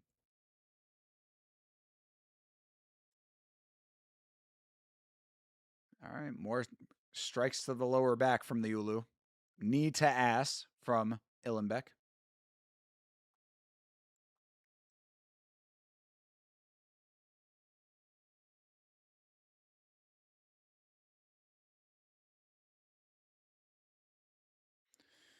Oh my God. This fight is grating.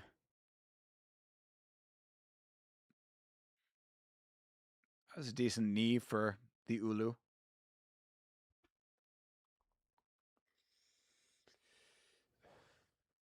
All right, Herb Dean breaks him up. 25 seconds left in the round. See if Xavier can get a big strike off here. That was a good jab. There you go. All right, couple good counter shots.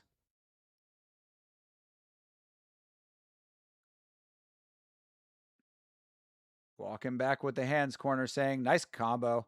Got a couple of those. Whiffed on one of them. Oh, there you go. Good connection. All right. I mean, every time that Illenbeck gets on him, it's just it slows the momentum down to a halt. But I think the better damage came from Xavier in that round. So I'd probably have it 1-1, I would say. But again, you never know with the judges. All right. Round number 3.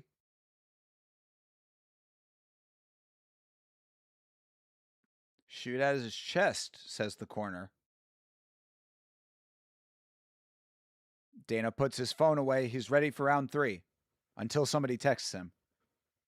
All right, round 3.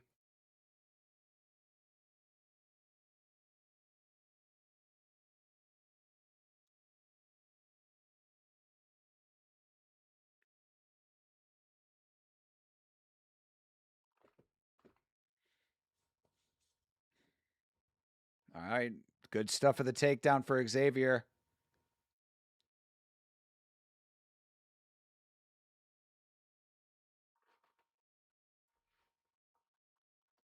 Yeah, let it go, Xavier. Exactly. Come on, dude.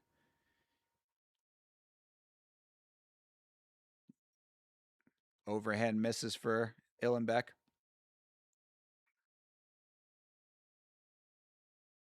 Counter shot for Illenbeck lands. Illenbeck starting to turn up with his own striking a little.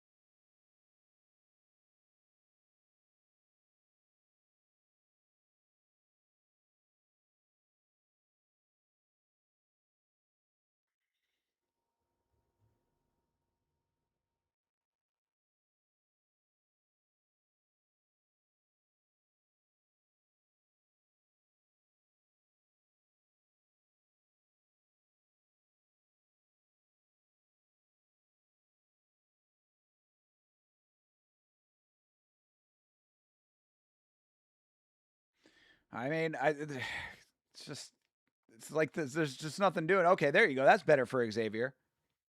I just dropped the video in the Discord. It was a slam out of a guillotine, so they went backwards but accomplished the same thing of smashing the mounted person's face into the mat. Okay, I'll check it out. I will check it out after the stream here.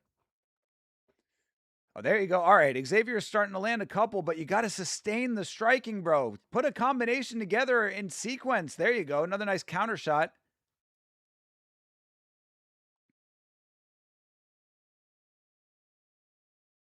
Xavier's got to get comfortable taking a couple shots to give him here because, like, he just keeps throwing singles out and they're not doing enough damage. Like,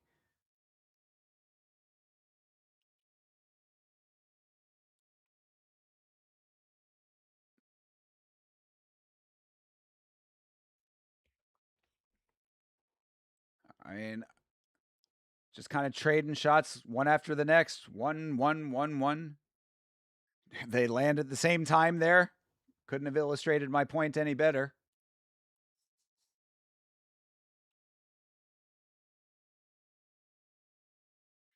I mean, Xavier is touching him. Ulu is all kinds of bloody now. Nose is definitely compromised.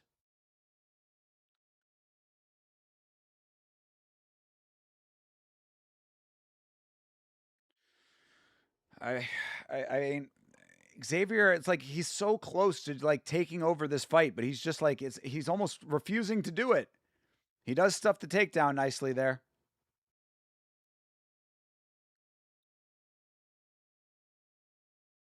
And Illenbeck trying to strike with him, but Illenbeck is not having success in the striking. I think Xavier ends up taking this fight. Oh, there you go. Now he's touching him nicely. You got a minute left, Xavier. You can make this your fight. He's backing up. Oh, what the fuck? What happened? Yeah, that's over. You got to stop it. What? Yeah, he's done. Yeah, weird beanbag. He said it was not an eye. Oh, he was claiming it was an eye poke, but there was no eye poke.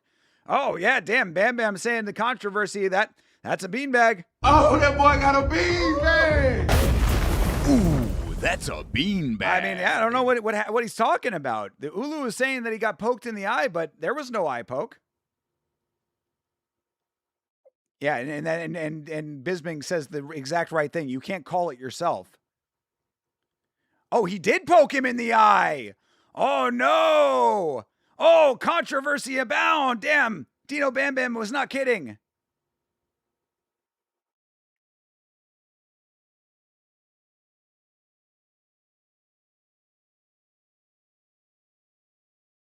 Oh, Jesus. All right, so wait a second. So Herb is saying that what is happening here? What is going on? They're saying that Herb Dean stopped the fight, but he was stopping it to check the eye poke, and then Xavier came in and punched him. Yeah, so he poked him. Yeah, restart. Who fucking cares? I know it's like it is a little bit of a dumb rule that you can't restart a fight after it's been called. You know? Oh, they are restarting the fight. Okay, so I guess you can just restart a fight. What the fuck? I thought it was a hard and fast rule that once the fight is stopped, you can't restart it. Which I've always thought was dumb, but okay, apparently you can just restart fights. Why don't they do that in the actual organization? That is so weird, dude. That is fucking weird as shit. So he gets poked in the eye. Xavier keeps going, thinking that the fight's still on. Ref was saying he was calling it to check the eye poke. Stops the fight thereafter. They just see that it was a foul, and now the fight is back on. Oh, Herb said that he only called that they can restart because he only called time to stop. He said that he was done. He said he was done. He waved the fight off. Herb is lying. Herb is lying. Hopefully they'll show that on the replay where Herb Dean legitimately did the stop the fight motion. But okay, whatever. Again, it's all just a big make-em-up. There are no rules. I thought he legitimately said, "You're done."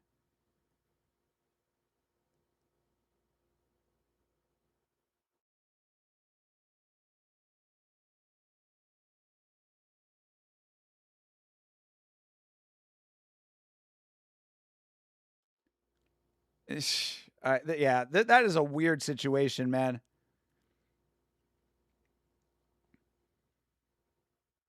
All right, let's see the replays.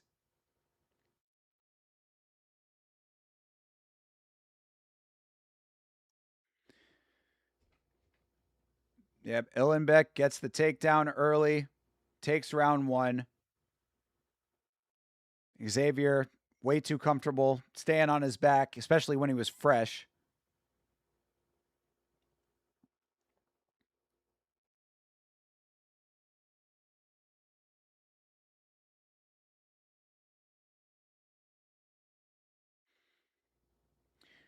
They did that once before when it benefited their excesses, just decided the ref actually said whatever they want.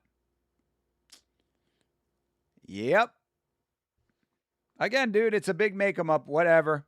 Rules don't matter. Convention of the sport doesn't matter. Plus, nothing's actually written down on paper anyway, so it's really just by tradition. So, you can just always change the tradition.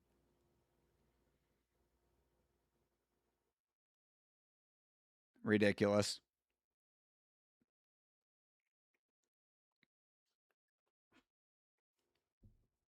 Watch it go to Illenbeck now? Yeah, probably, right?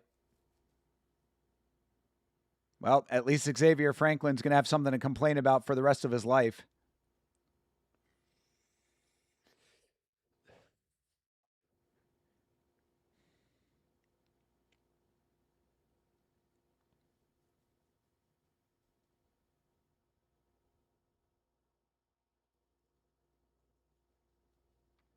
So, yeah, okay. So he gets poked in the eye. We see this. You thought Illenbeck won round 1 and 2? I thought that Xavier might have won round 2, potentially off of the damage.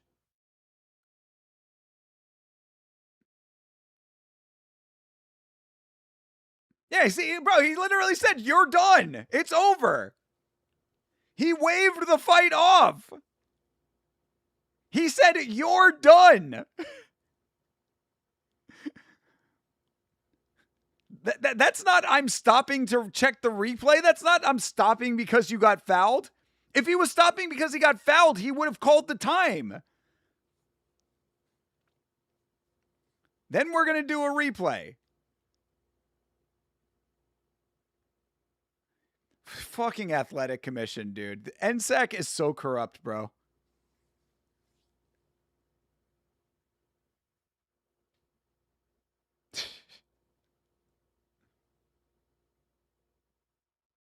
And Illenbeck gets it. Wow. Xavier is going to have something to complain about for the rest of his days. Bisping is at least considerate, half-blind person about the eyes. True. He's the least considerate half-blind person about eye pokes. I mean, he had to take them. There's a reason he is in the position he's in. Yeah, exactly. It's tough. We're making up the rules as we go. Who gives a fuck? Tough. Nobody cares. Commission don't care. UFC don't care. 90% of fans don't care. We're the last holdouts here. Yeah, Xavier pissed off. I can understand he's pissed off.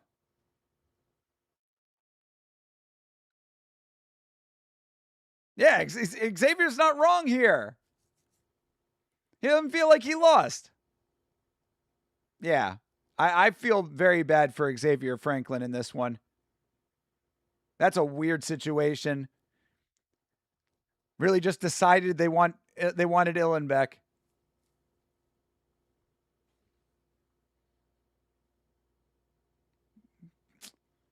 Yeah, I'm not cool with all of that. And now we get fucking WrestleFucker versus WrestleFucker in the finals. What a tough finale this is going to be. Thank God for the women.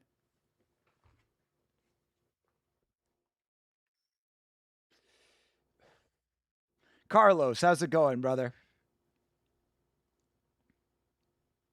Oh, and they're still friends afterwards. I mean, of course, it's not Illenbeck's fault that the commission did what they did.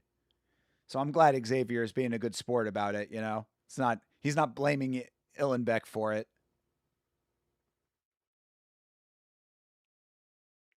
Yeah, that's nice of Xavier. Everybody likes his personality. I'm saying, you know, as we always say, it is the Ultimate Fighter. Xavier is probably just going to end up in the UFC anyway. So it'll work out in the end, but that doesn't make it any better in the moment when it comes to the actual oversight of this sport. Which, of course, we know there is none. Oh my God, what a dumb way to end this episode. All right. Well, we already know how next week's going to go, but of course we have to watch Tina Black and what's her name? Benoche. Delphine Benoche. And of course we get the go out on the town and everybody get dressed up evening here for everybody. So that's nice. And then we get our ladies fight.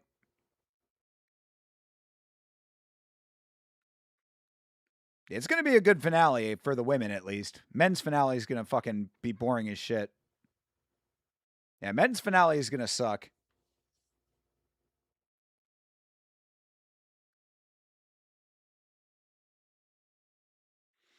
All right.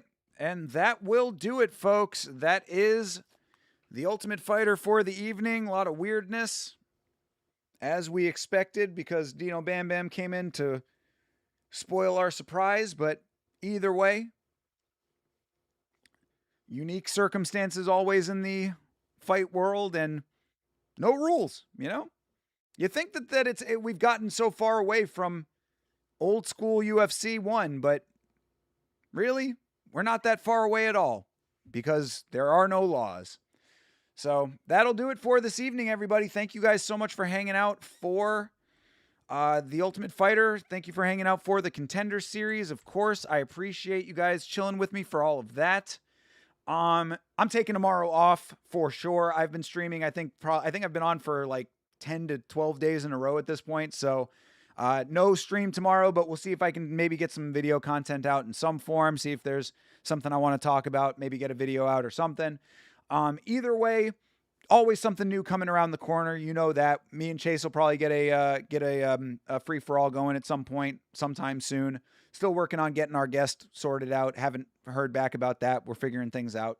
But shout out to Carlos, of course, coming in at the end. New clips are always coming out, so new clip will be out tomorrow. Get ready for that. It's a good one. I like it. Somewhat spicy, I would say, potentially. But you know, like I said, always something new coming on the channel. Yamashow.com for all of your merchandise needs. Get yourself something nice over at Yamashow.com. Like the stream, it's the homie thing to do, as always. And I will see you in the next one, either in video or on stream form.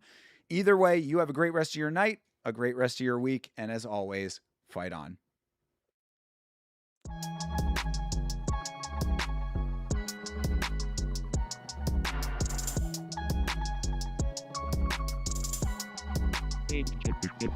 Game.